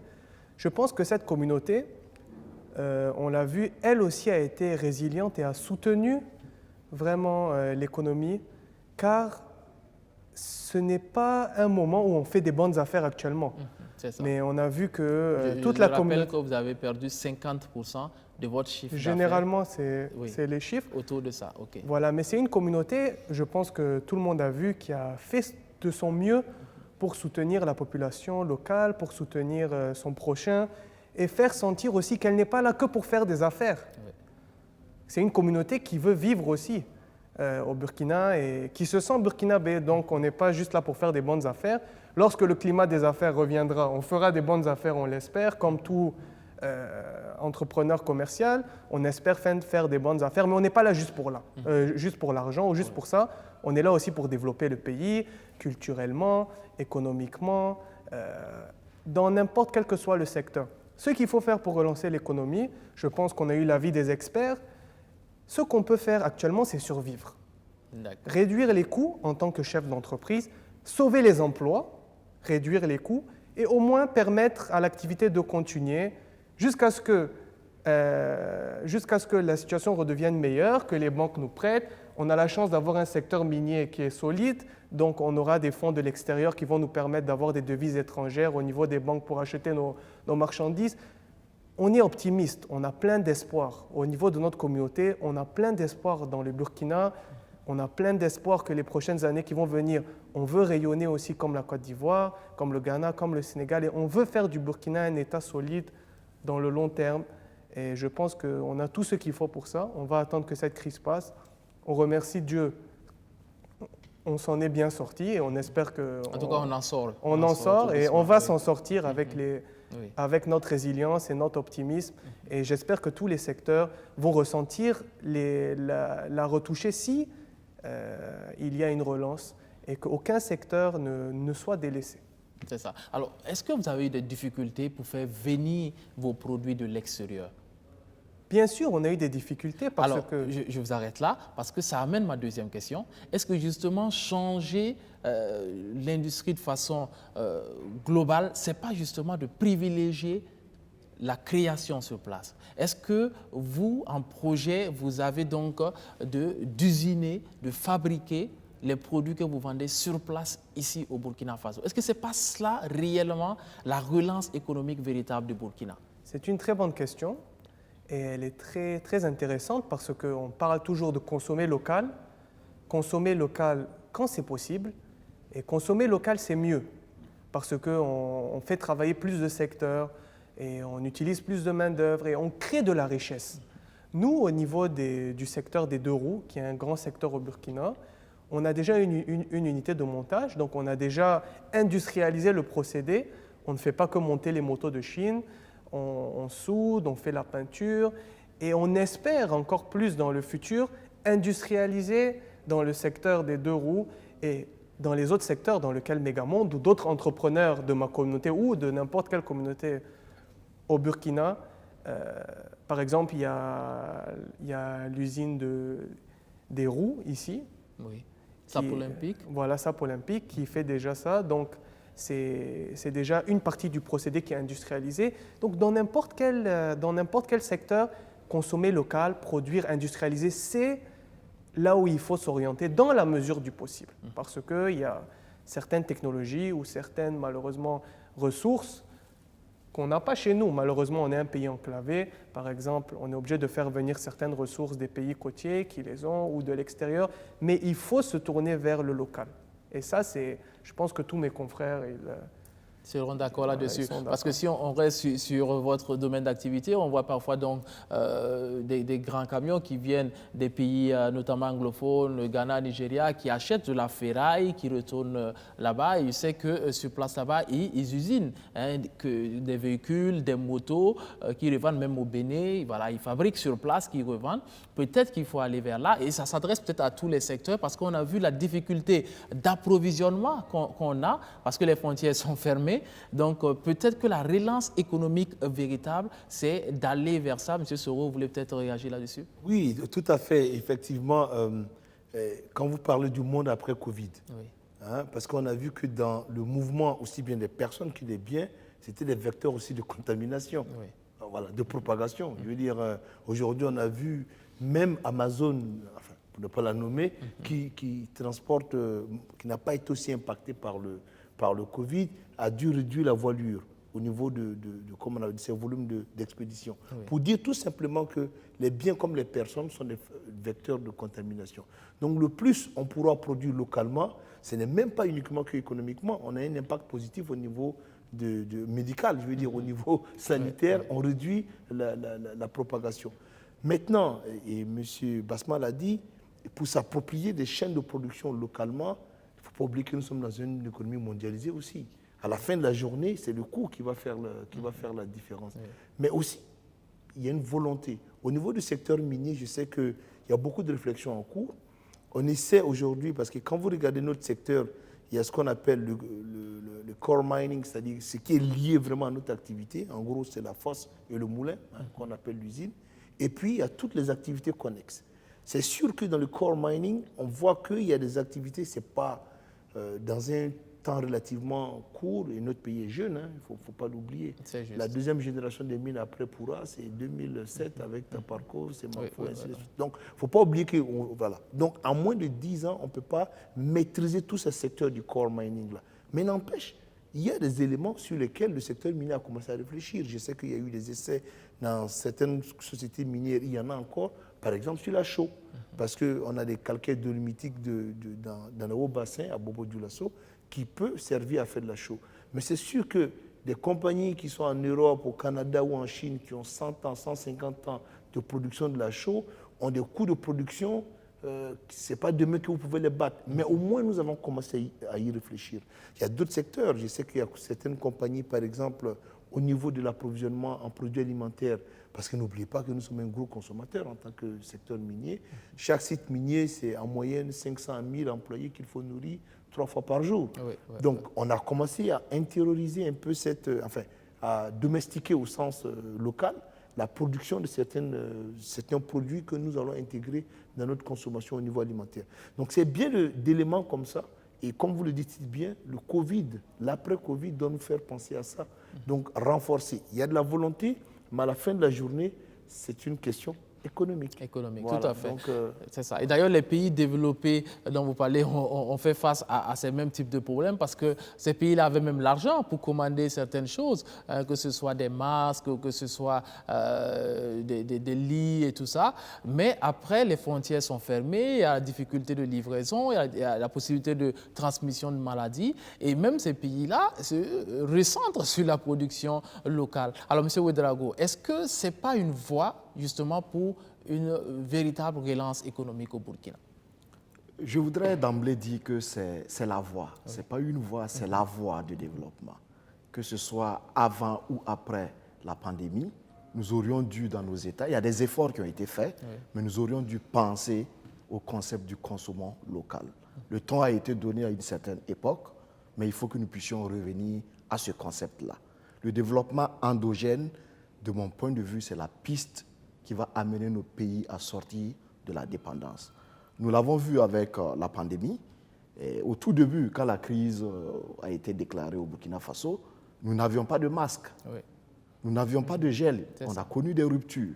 Mais il a fallu que le gouvernement incite nos entreprises locales à aller vers des productions. Donc, on a vu de petites unités de production de gel hydroalcoolique. On a vu des couturiers. On a vu l'armée qui s'est engagée dans la production des masques. On a vu des étudiants, des start-up qui ont produit des respirateurs. Donc, voici, de mon point de vue, la voie qui va nous permettre progressivement, parce que si la crise avait perduré avec la fermeture des frontières, nous aurions fait face à une crise d'approvisionnement.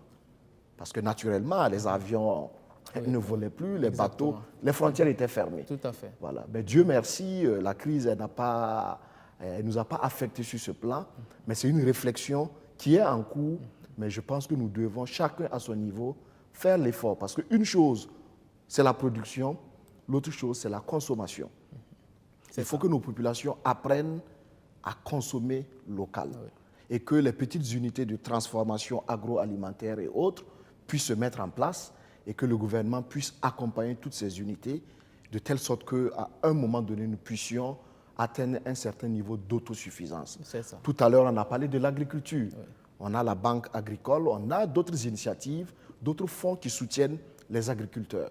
Alors, donc, si nous arrivons à produire sur le plan agricole, à faire de la transformation, je pense que ça sera une voie pour créer de la valeur ajoutée et amener progressivement notre pays vers un véritable développement, vers une autosuffisance sur le plan technologique, sur le plan alimentaire. Et c'est vraiment ça le développement. Exactement. Juste rappeler aux téléspectateurs qui peuvent toujours continuer à réagir à travers la page Facebook BF1 TV, juste en dessous donc du post qui annonce cette émission Actu Covid. Et justement, M. Ouédraogo, vous parliez donc du consommant local. Et on a constaté que quand les Burkinabés n'ont pas véritablement le choix, ils consomment. Parce que la semaine dernière, on a eu au téléphone le directeur général de SN Citec qui nous a dit que les chiffres d'affaires donc ont augmenté de 40% par rapport donc à la même période l'année dernière. Absolument, puisque nous étions dans une situation où il y a eu rupture de gel hydroalcoolique.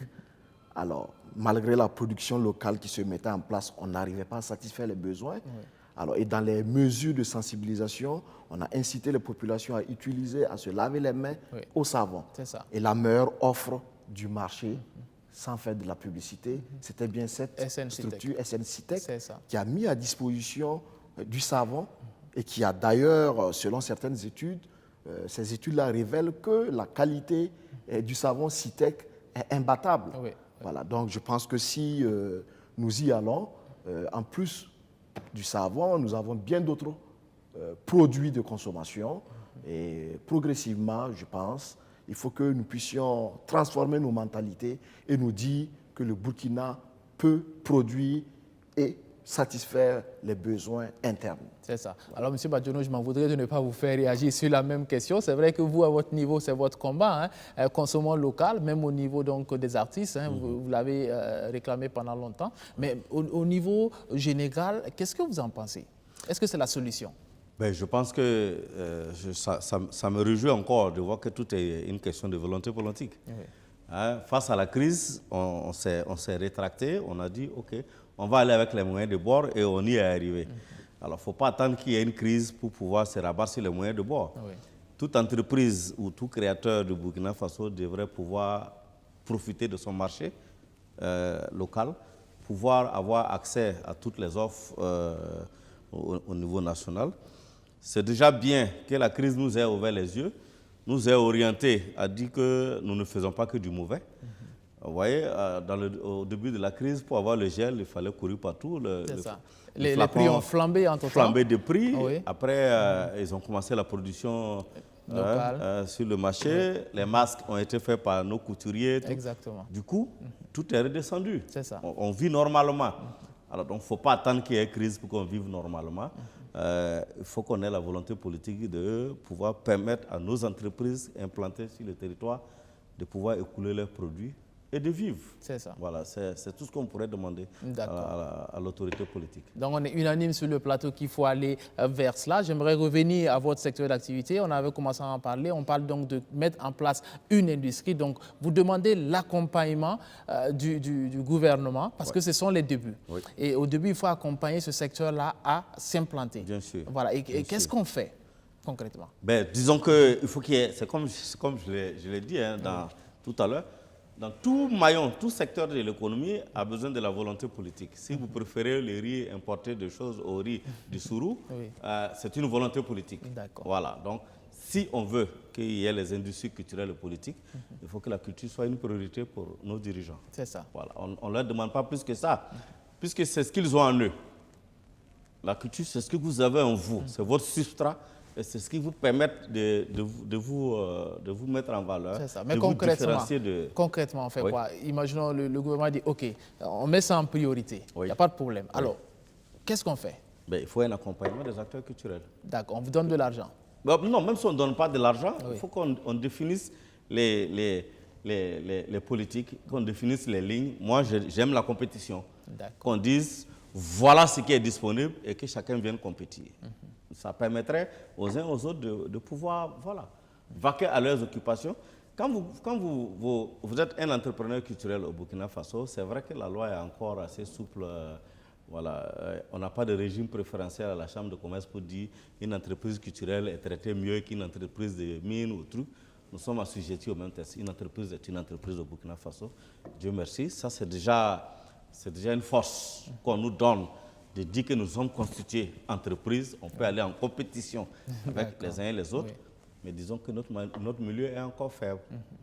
Notre milieu est encore faible parce que nos entreprises sont des petites entreprises, ou je dirais des très petites entreprises. Monsieur de la Chambre de commerce vous le dira.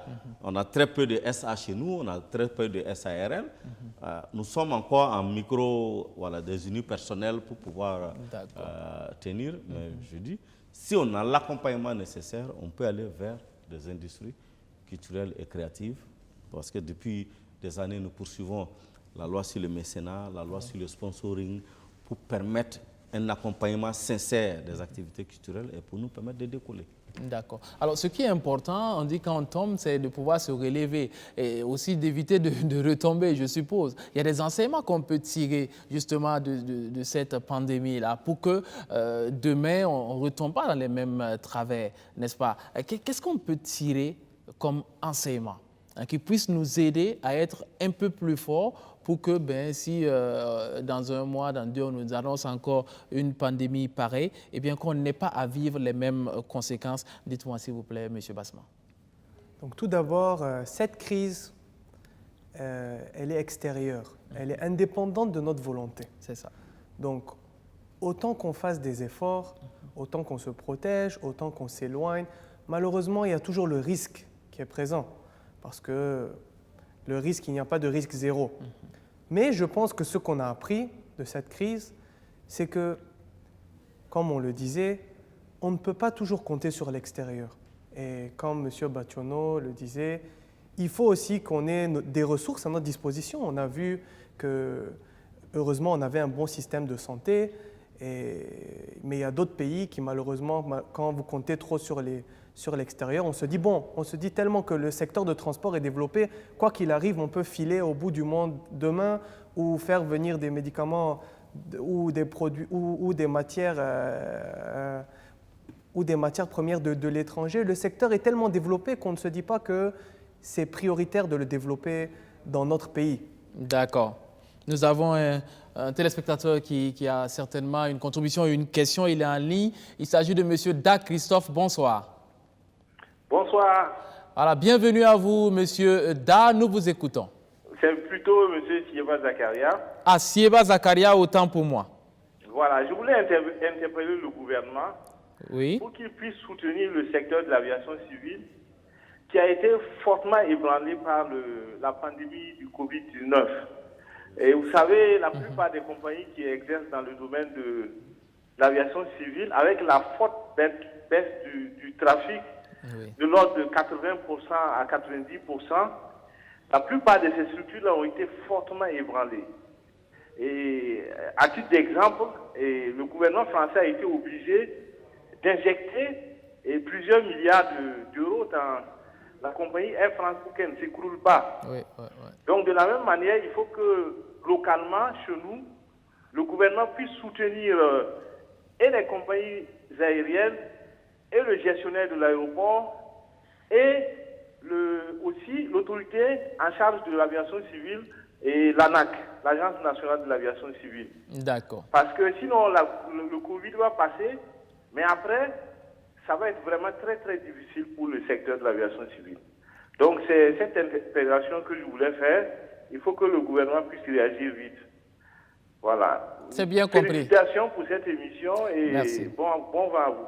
Merci beaucoup. Merci, M. Sieba Zakaria. Vous faites bien donc de faire cette interpellation parce qu'il est vrai qu'au niveau de Air Burkina, ils ont dû mettre une grande partie du personnel en chômage technique. On a vu que Air Burkina dépensait autour de 250 millions de francs CFA de charges fixes par mois alors qu'il n'y a plus rien, il n'y a plus aucune entrée. Et cela, malheureusement, ne semble pas donc devoir se régler très vite parce que bon, même si on ouvre les pays, les frontières, ça va aller tout doucement. Et c'est assez compliqué. Vous avez très bien fait donc, M. Sieba Zakaria. Je reviens à vous, donc je vous ai interrompu. Donc vous étiez en train de nous parler des enseignements. Oui, bien sûr. Comme ce qu'on disait, c'est une crise extérieure et indépendante de notre volonté. Donc vous me demandiez si dans quelques mois, on nous annonçait une autre maladie. Malheureusement, on ne peut que se préparer à cela, mais on espère qu'on ne va pas y arriver. Ce qu'on peut juste souhaiter, c'est qu'on a retenu les leçons. Les leçons c'était ce qu'on discutait, qu'il faut qu'on ait au moins une partie, la partie possible, produite localement pour nous permettre de nous soigner, de nous nourrir, de vivre, de bien vivre aussi. Les loisirs aussi, la culture, parce que ça aussi, ça fait partie de la vie. Donc, nous permettre de vaquer à notre vie quotidienne, même si nous sommes un peu isolés de l'extérieur, dû à des facteurs externes. Mais je reste positif et je me dis que d'ici là, cet épisode sera derrière nous et nous pourrions reprendre la vie telle qu'elle était avant. D'accord. Alors, M. Ouedraogo, des enseignements à tirer pour ne plus trébucher, pour que si demain on a affaire à, on ne le souhaite pas bien sûr, hein, on touche du bois, voilà, à une pandémie pareille, qu'on puisse avoir une meilleure résilience. Alors, il faut dire que c'est cela, la dialectique de la vie, le bien et le mal qui se côtoient. Mais il n'y a rien qui soit absolument mauvais, il n'y a rien qui soit absolument bien. Alors donc, même dans ce qui est mauvais, on peut tirer du bien. Donc c'est en cela que cette pandémie nous a donné des enseignements. C'est vrai qu'elle est survenue de façon imprévue, mais la manière dont l'humanité dans son ensemble a vécu la pandémie, les méthodes de résilience qui ont été développées nous permettent de tirer des enseignements. Et moi, je retiens principalement 4 enseignements. Le premier enseignement, c'est de dire que nous pouvons vivre sans dépendre de l'extérieur. Nous avons vu, les frontières étaient fermées. Oui. Ceux qui avaient l'habitude, comme disait quelqu'un sur les réseaux sociaux, ils étaient entre 2 avions et tout. C'est comme si la vie se résumait à cela. Oui. Mais tout le monde a été contraint de rester dans son pays et d'avoir les pieds sur terre. Ça, c'est un premier enseignement qui nous permet, une fois que nous éliminons tout ce qui peut être considéré comme superflu, ça nous permet de nous concentrer sur l'essentiel, de réduire certaines charges qui, de mon point de vue, sont quelquefois inutiles et qui permettent à nos foyers, à nos familles, à nos entreprises d'aller sur l'essentiel. Oui. Le deuxième enseignement, de mon point de vue, c'est, vous avez vu que nous avons dû nous adapter en développement des initiatives basées ou adossées au digital. Oui. On a parlé tantôt du télétravail. Le télétravail qui permet pour une entreprise bien organisée de réduire ses charges en termes de consommation d'eau, consommation d'électricité, parce que vous n'êtes pas obligé de faire venir le personnel au bureau. C'est ça. Monsieur Zézé l'a dit tout à l'heure quand il a appelé, vous avez des entreprises où, si vous devez faire ce qu'on appelle le timesheet, par employé, vous vous rendrez compte que certains ne travaillent pas plus de 2 heures dans la journée. Oui. Par contre, ils sont présents toute la semaine, ils sont au bureau et ils ne font que consommer, ils ne font que générer des charges superflues. Donc je pense que l'un des enseignements que cette pandémie nous a donné, c'est de comprendre que nous pouvons réinventer notre manière de faire. Exactement. Troisième enseignement de mon point de vue, c'est la planification, la question de la planification. Je disais tout à l'heure que la pandémie est survenue de façon imprévue, d'accord, mais nous avons compris que nous devons désormais apprendre à planifier à la fois nos activités, nos investissements et tout ce que nous avons comme plan de gestion au niveau des entreprises. Voilà. Nous avons vu que dès que les marchés hier ont été fermés, pratiquement une semaine après, on a senti la pression qu'il y a eu. C'est ça, exactement. Un peu comme pour dire que pratiquement tous ces acteurs du secteur informel disent qu'ils vivent au jour le jour. C'est certainement une réalité. Exactement. Mais il faut que nous puissions tirer des leçons et nous dire que nous devons épargner, nous devons planifier, de telle sorte que même si une catastrophe survenait, que nous puissions tenir pendant une certaine période. Et ça s'adresse à toute la population, Absolument. Pas seulement aux opérateurs économiques. Et le dernier enseignement de mon point de vue, qui rejoint le débat qu'on a mené tout à l'heure, c'est la question du développement endogène. Il faut que nous puissions nous réinventer, il faut que nous puissions nous regarder nous-mêmes et voir quels sont les potentiels que nous avons à tous les niveaux, que nous puissions développer ces potentiels-là pour être relativement autonomes et ne pas dépendre de l'extérieur. De l'extérieur, d'accord. Alors, M. Soro, dites-nous à votre niveau, quels sont les enseignements donc, que l'on peut tirer de tout ceci pour ne plus trébucher? Bon, pour ne plus trébucher, je pense que trébucher, c'est un bien gros mot, c'est un mot assez fort. On n'a pas décidé de trébucher, c'est les circonstances. C'est la fatalité. Voilà. Et je pense que M. Ouedraogo a quasiment résumé mes idées, mais si je peux me permettre peut-être de les reformuler autrement, 3 points. 1, leçon de vie. Leçon de vie en ce sens que le monde, on a appris aujourd'hui qu'on pouvait, je veux dire, les centres d'intérêt ne sont pas forcément des centres d'intérêt absolus. Ce qui nous guide, nos centres, comme je dis, d'intérêt vraiment, on doit les relativiser. Voilà, c'est le mot. Sur ce point-là, leçon de vie, un élément simple. Peut-être que beaucoup d'autres l'ont expérimenté, mais je le dis à mon échelle personnelle. Couvre-feu, quarantaine, on ne peut plus sortir, donc, conséquence, plus de temps en famille. Tout simplement.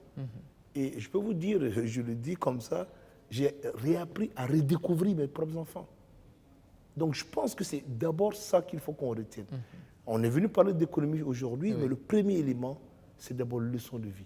Comme si la nature voulait nous dire, bon voilà, les centres d'intérêt, il faut les relativiser. Vous pouvez ne plus bouger, rester chez vous, et puis vous devez vivre quand même. C'est ça. Donc je pense, et donc ce que les Anglais appellent le quality time, mettre plus l'accent, l'emphase sur l'humain. On a passé trop de temps vivre à côté, mais pas vivre ensemble. Et bon, le digital a peut-être quelque chose de positif, mais il y a aussi quelque chose de négatif. Ça nous a éloignés tout en étant proches. Donc il faut apprendre à revivre, et je pense que le Covid est venu donner comme un coup de semonce. Réveillez-vous, le monde, relativisez vos centres d'intérêt, apprenez à vivre ensemble. Ça, c'est le premier élément. Le deuxième élément découle du premier, les modes de vie. Et M. Ouedraogo l'a dit. Il faut revoir nos modes de vie. Donc nos modes de vie, ça veut dire nos modes de production économique et de consommation. Je regardais une certaine chaîne de télé et je voyais dans certains pays, c'est les animaux qui se baladaient dans les ruelles et les hommes étaient dedans. Enfin, les hommes avec grand âge, je veux dire. Du coup, la nature a repris ses droits. C'est ça. Une certaine ville italienne bien connue, on retrouvait l'eau d'une clarté, mais jamais vue. Ouais. Pour dire quoi? C'est vraiment toujours en lien avec le premier point. Leçon de vie, en lien, donc changer nos modes. Changeons ou adaptons nos modes de vie à l'essentiel, à ce qui compte pour l'humain. Et enfin, le troisième, ça c'est la leçon aussi, c'est la résilience. Apprenons à être beaucoup plus résilients. Donc, avec le corollaire de planification, anticipation, gestion parcimonieuse, épargne et tout ce qui va avec. Donc, en résumé, à l'échelle personnelle et à l'échelle humaine, je pense qu'on doit retenir ces trois choses-là. Un, relativiser nos centres d'intérêt, focuser sur l'humain. Deuxièmement, nos modes de vie, les apprendre beaucoup plus résilients pour faire face à tout ce qui peut advenir. La nature nous a donné un coup de semence sur ce coup-là et espérons que nous allons tirer les leçons. Parce que ça, ce n'est pas gagné. D'accord. Alors, je pense qu'on va terminer par un tour de table où on va donner quand même des conseils à ceux qui nous suivent, les entrepreneurs qui nous suivent, les jeunes qui se lancent en entreprise ou ceux qui ont leurs entreprises, qui connaissent ces difficultés face donc à cette pandémie de Covid-19. Je sais qu'il y en a qui vont hésiter à 2 fois avant de lancer leur entreprise, en tout cas en 2020, au vu de la situation. Mais j'aimerais qu'on termine avec des conseils. Monsieur Bationo, alors je rappelle que vous êtes président de la Confédération nationale de la culture. Alors, à tous ces entrepreneurs culturels, quels sont les conseils que vous pouvez adresser? Déjà, c'est dit de rester debout et survivre pour l'année 2020 qui est déjà bouclée pour nous. Puisque sur le plan culturel, après le mois de juin, juillet sont pluvieux. Oui. Août est pluvieux, septembre, octobre, c'est la rentrée scolaire. Nous avons que novembre et décembre pour boucler l'année 2020. Ça veut dire que 2020 pour nous est déjà terminé. Oui.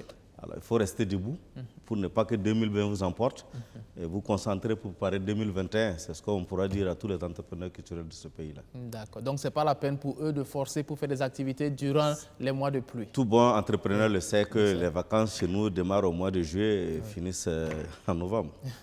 D'accord. Voilà, c'est déjà parti, okay. Sauf les événements en salle.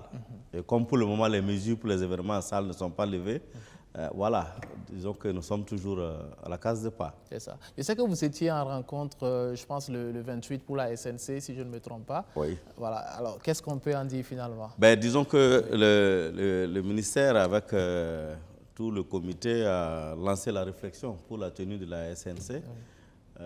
Nous attendons une validation d'une date, mais je pense que c'est prévu pour fin septembre ou début octobre pour la Semaine nationale de la culture. Okay.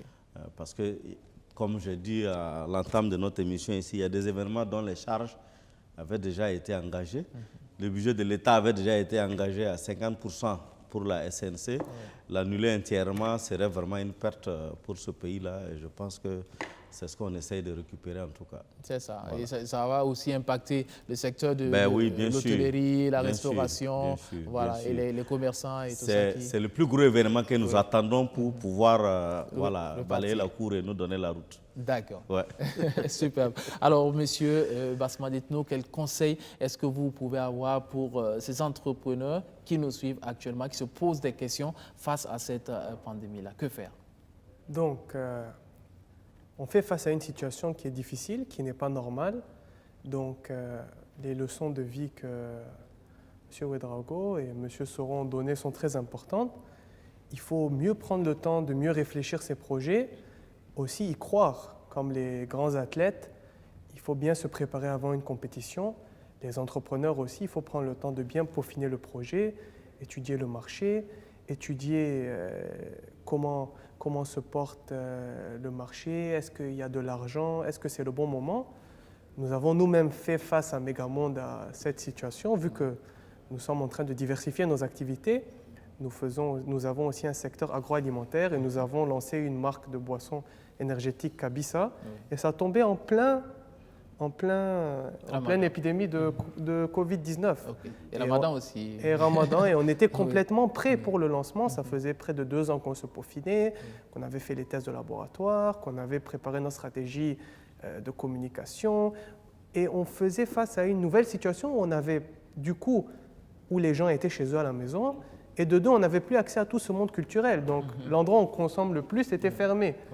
Qu'est-ce qu'il fallait faire? Il fallait se réinventer. Donc peut-être réinventer son produit. Donc on est parti sur un esprit, donc on a la chance d'avoir développé un produit halal, donc on est parti plus sur l'esprit, comme on l'a dit, comme on réinvente la vie, on peut partir sur un esprit de famille, consommer à la maison. Oui. Donc il s'agit de réinventer et de s'adapter à l'environnement et de s'adapter à vraiment à ce que la nature nous fait vivre. Oui. Donc ce que je conseille à tous les entrepreneurs qui souhaitent se lancer, c'est de bien prendre le temps de bien réfléchir leur projet et s'ils y croient, de persévérer, car les potentialités sont là et le coronavirus nous l'a démontré, il faut consommer localement. Donc tous ceux qui décident de se lancer et qui ont des projets, c'est très important car ils vont eux aussi contribuer à créer de la richesse dans le pays. Donc croyez en vous et surtout peaufinez bien vos projets. D'accord. Merci beaucoup. Alors, M. Ouedraogo, dites-nous quel conseil à tous ces chefs d'entreprise qui nous suivent actuellement et qui sont peut-être un peu ahuris face à la situation. Non, je pense que la première chose à ne pas faire, c'est de baisser les bras. Il ne faut pas baisser les bras parce que ce qui nous est arrivé n'est pas seulement propre au Burkina Faso, c'est une pandémie à l'échelle mondiale. Donc, personne n'a été épargné. Et sur l'ensemble des territoires, nous avons pratiquement autour de 198 territoires et pays qui ont été touchés par la pandémie. Donc, ce n'est pas une catastrophe seulement pour le Burkina. Donc, pour moi, c'est de maintenir la dragée haute, c'est de ne pas baisser les bras. Et je voudrais rebondir en disant à M. Bationo que même dans le secteur culturel, il y a encore quelque chose à faire. Parce qu'une fois la période hivernale passée, nous avons le dernier trimestre de l'année où vous pouvez encore rebondir. Donc, je pense qu'il ne faut pas baisser les bras. Deuxièmement, je pense qu'il faut se réinventer, il faut se réorganiser. Il faut se réorganiser. Ça va être l'occasion pour nos entreprises d'approfondir la réflexion et d'aller vers des innovations. Parce que nous avons pris l'habitude de faire les mêmes choses tout le temps. Voilà. Donc, c'est l'occasion de mener des réflexions profondes. Et nous avons la chance aujourd'hui d'avoir une jeunesse très innovante, qui voyage, qui, à travers les réseaux sociaux, à travers Internet, découvre ce qui se passe un peu partout dans le monde. C'est de voir comment on peut réfléchir, se réinventer, innover, et chacun dans son secteur d'activité peut se réadapter. Et pour les jeunes promoteurs ou ceux qui ont des idées de projets, c'est de les encourager et de leur demander de prendre attache avec les différentes structures d'appui au secteur privé et qui ont des conseils pratiques, qui ont des sessions de formation qui sont régulièrement organisées. Et là, je fais un clin d'œil à la Maison de l'entreprise du Burkina Faso, qui est une structure qui travaille aux côtés de la Chambre de commerce et qui accompagne les porteurs d'idées de projets. Donc, je pense que la pandémie n'est pas une fatalité. Nous allons devoir nous réinventer, nous allons rebondir. Et je suis très optimiste. Je pense que l'avenir nous réserve beaucoup de surprises et de très bonnes surprises. D'accord. Voilà qui est très bien dit, M. Soro, en guise de conseil pour les jeunes entrepreneurs. Oui, en fait, j'ai peut-être la naïveté de croire à cette façon de penser inspirée aussi d'un vocable chinois, le yin et le yang. Voilà, c'est-à-dire qu'en toute menace, il y a une opportunité. Quand on a cette mentalité, on n'est pas surpris ou on n'est pas, j'allais dire, abattu par quelques fatalités comme peut l'être le Covid-19. Et nous, particulièrement dans le secteur minier, comme je l'ai dit, c'est une culture. La gestion du risque, la gestion des fatalités est une culture. Donc peut-être à l'échelle des PME ou des TPE au niveau du Burkina, c'est d'intégrer désormais cela. Il ne faut pas le voir comme une fatalité. Lorsqu'il y a une menace, il y a toujours une opportunité. Il faut garder ça toujours à l'esprit et savoir tirer de la menace une opportunité. D'abord, juguler son impact sur soi et en tirer des ressources pour faire une opportunité. On a vu que dans les mesures de résilience des nouvelles entreprises, dans les petites entreprises ici, on a vu qu'il y a eu beaucoup d'éléments nouveaux. On a vu comment, comme vous l'avez dit tantôt, M. Ouedraogo, des gens se sont adaptés pour faire des masques. Même le gel hydroalcoolique, on a vu des capacités à le faire localement. Donc oui, il y a certes, et on n'est pas à l'abri d'autres, je touche du bois, on n'est pas à l'abri d'autres pandémies. Le monde étant ce qu'il est, on a regardé au niveau de l'histoire, on a vu qu'il y a eu des pandémies que nous avons connues. Il y a une au niveau de la grippe espagnole, et j'en passe. Donc, c'est quelque chose avec lequel il faut essayer de vivre, mais surtout se mettre avec la philosophie de le yin et le yang. Dès que vous avez une menace, vous pouvez en faire une opportunité. Et c'est donner les moyens de réaliser cette opportunité. Exactement. Donc j'allais me limiter à ça. C'est ça. Alors c'est vrai, on va terminer l'émission, mais il y a un message donc de la Chambre des mines du Burkina que vous représentez, parce qu'on rappelle, les téléspectateurs l'ont suivi, ça fait 10 numéros donc avec l'accompagnement de la Chambre des mines. On va suivre ce message avant de revenir pour se dire au revoir.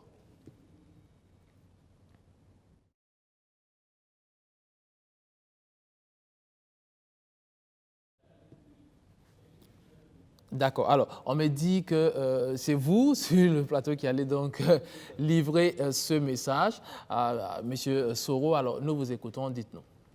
Merci d'abord à BF1 pour ce partenariat et merci à mes amis ici autour du plateau pour avoir animé ce débat.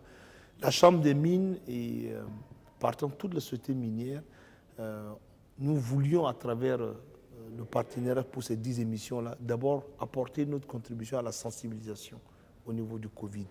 Parce que c'est vrai qu'au niveau de notre corporation, la Chambre des mines elle-même et même d'autres compagnies prises individuellement, nous avons fait des gestes, comme bien d'autres entreprises, beaucoup d'autres entreprises, au niveau des communautés, au niveau du gouvernement, pour augmenter la capacité de résilience et de riposte. Mais au-delà de tout ça, il était important d'abord des mesures, comme on appelle le message qui est, nous allons vivre avec ce Covid. On espère, Inch'Allah, qu'on va trouver un vaccin, mais en attendant, apprenons à vivre avec ça. Et là, voici les mesures que vous avez montrées tout à l'heure à l'écran. C'est les gestes barrières, il faut les respecter et avoir conscience que la maladie existe. Ce n'est pas une vue d'esprit. Donc, notre contribution par ces 10 émissions, c'était ça. C'était de participer auprès du gouvernement, auprès de l'ensemble des acteurs de l'économie et du pays à l'éveil des consciences sur le Covid et comment vivre avec le Covid. Et partant, nous pensons que notre résilience aussi, en tant que secteur minier, c'était notre contribution, et c'est notre contribution à maintenir notre économie à flot, d'une part. Et cette culture de la résilience, nous pensons que nous pouvons la diffuser à travers les entreprises qui travaillent avec nous. Vous allez voir, bien d'entreprises vous le diront toujours, les miniers, avec eux, c'est voilà. Parce que tout simplement, nous avons cette culture que le secteur impose, parce que c'est un secteur où il y a beaucoup de risques à gérer. Donc nous avons cette culture de la résilience. Nous espérons que cette culture-là va essaimer au sein des bassins d'entreprises qui collaborent avec nous et que cela peut inspirer d'autres entreprises. Et voilà, donc vraiment merci. Merci à BF1, merci à tous les partenaires. Et puis, on espère qu'on arrivera au bout. Je vois déjà que les mesures, les cas actifs, on doit être à moins de 78 maintenant. Exactement. Donc, on revient de loin. Et nous remercions aussi au gouvernement qui n'a ménagé aucun effort pour nous aider en tant que nation à faire face à ce Covid-là. Donc, c'est vraiment un merci au nom du président de la Chambre des mines et de l'ensemble de nos membres. Merci à BF1, merci à tous. Je vous en prie, merci plutôt à vous. Et on va rappeler donc que Burkina Networking est co-initiatrice donc de cette émission. Et d'ailleurs, on va avoir une pensée spéciale pour Abdulaziz Si, monsieur Si, donc le promoteur de Burkina Networking qui malheureusement est victime d'un accident qui l'a amené à être hospitalisé actuellement en clinique. D'où il nous suit. On lui souhaite donc un prompt rétablissement avec Stéphanie Zongo qui est restée avec nous depuis le début. Vous l'avez vu donc venir sur le plateau, échanger avec les invités, leur poser des questions. Stéphanie, bonne arrivée. Merci. Bonsoir à tous les invités. Donc, comme tu l'as dit, aujourd'hui, on dit officiellement au revoir à tous nos téléspectateurs. En tout cas, pour ce qui concerne cette émission, parce que ça fait 10 semaines qu'on est ensemble. Et on se rappelle qu'au début de cette émission, on était parti avec le concept Covid Espoir qui consistait à une collecte de fonds pour justement contribuer à la lutte contre cette pandémie-là. Et on a eu pas mal de réactions et c'est le moment de redire encore une fois merci à tous ceux qui ont mis la main à la poche, tous ceux qui ont contribué en nature comme en espèces. Et naturellement, pendant 10 semaines, on a eu des invités qui se sont succédés sur notre plateau, à qui on dit un grand merci. Donc on pense naturellement au ministère de la Santé, on pense au Chorus, au CNTS, à l'intendance militaire, à l'association des tradipraticiens, aux acteurs du tourisme et de l'hôtellerie, à l'Institut Ben Gourion, à la Chambre de commerce et de l'industrie et à Megamon. On n'oublie pas, tu l'as déjà dit, nos partenaires Burkina Networking, la Chambre des mines, Natal, Courrier Express qui nous ont également accompagnés. Et on dit un grand merci à tous ceux qui ont participé activement pendant ces 10 semaines sur la page Facebook, qui ont envoyé des questions, qui ont ajouté des commentaires, qui ont laissé des contributions. Un grand merci à tout le monde et on espère qu'on va définitivement dire au revoir à cette maladie-là, que la vie va reprendre son cours, mais naturellement, on n'oublie pas de continuer avec les gestes barrières, on n'oublie pas de rester prudent, car c'est en restant prudent qu'on va s'assurer qu'on en sort définitivement pour ne plus tomber dedans. Exactement. En tout cas, nous, on avait pris le pari à BF1 ici avec Burkina Networking et la Chambre des mines qu'au bout de 10 numéros, on en aurait fini avec donc, cette pandémie Covid-19. On est en train d'en sortir. On dit Dieu merci. On espère qu'on en sorte véritablement. En tout cas, toute l'équipe avec le réalisateur Horatien, son assistant Couriol, Stéphanie Zongo donc, qui est là, Awa Sanon, la chargée de production, Billy Edouard Thieno. C'est lui donc qui a chapeauté tout ce programme-là de mai de maître. Les nombreux techniciens, cadres, ingénieurs, son, diffuseurs, la maquilleuse Armel et toute l'équipe. Voilà, on dit déjà prompt rétablissement à Abdoulaziz ici. On dit merci à vous, chers téléspectateurs, et ciao, bye bye. Au revoir. Merci.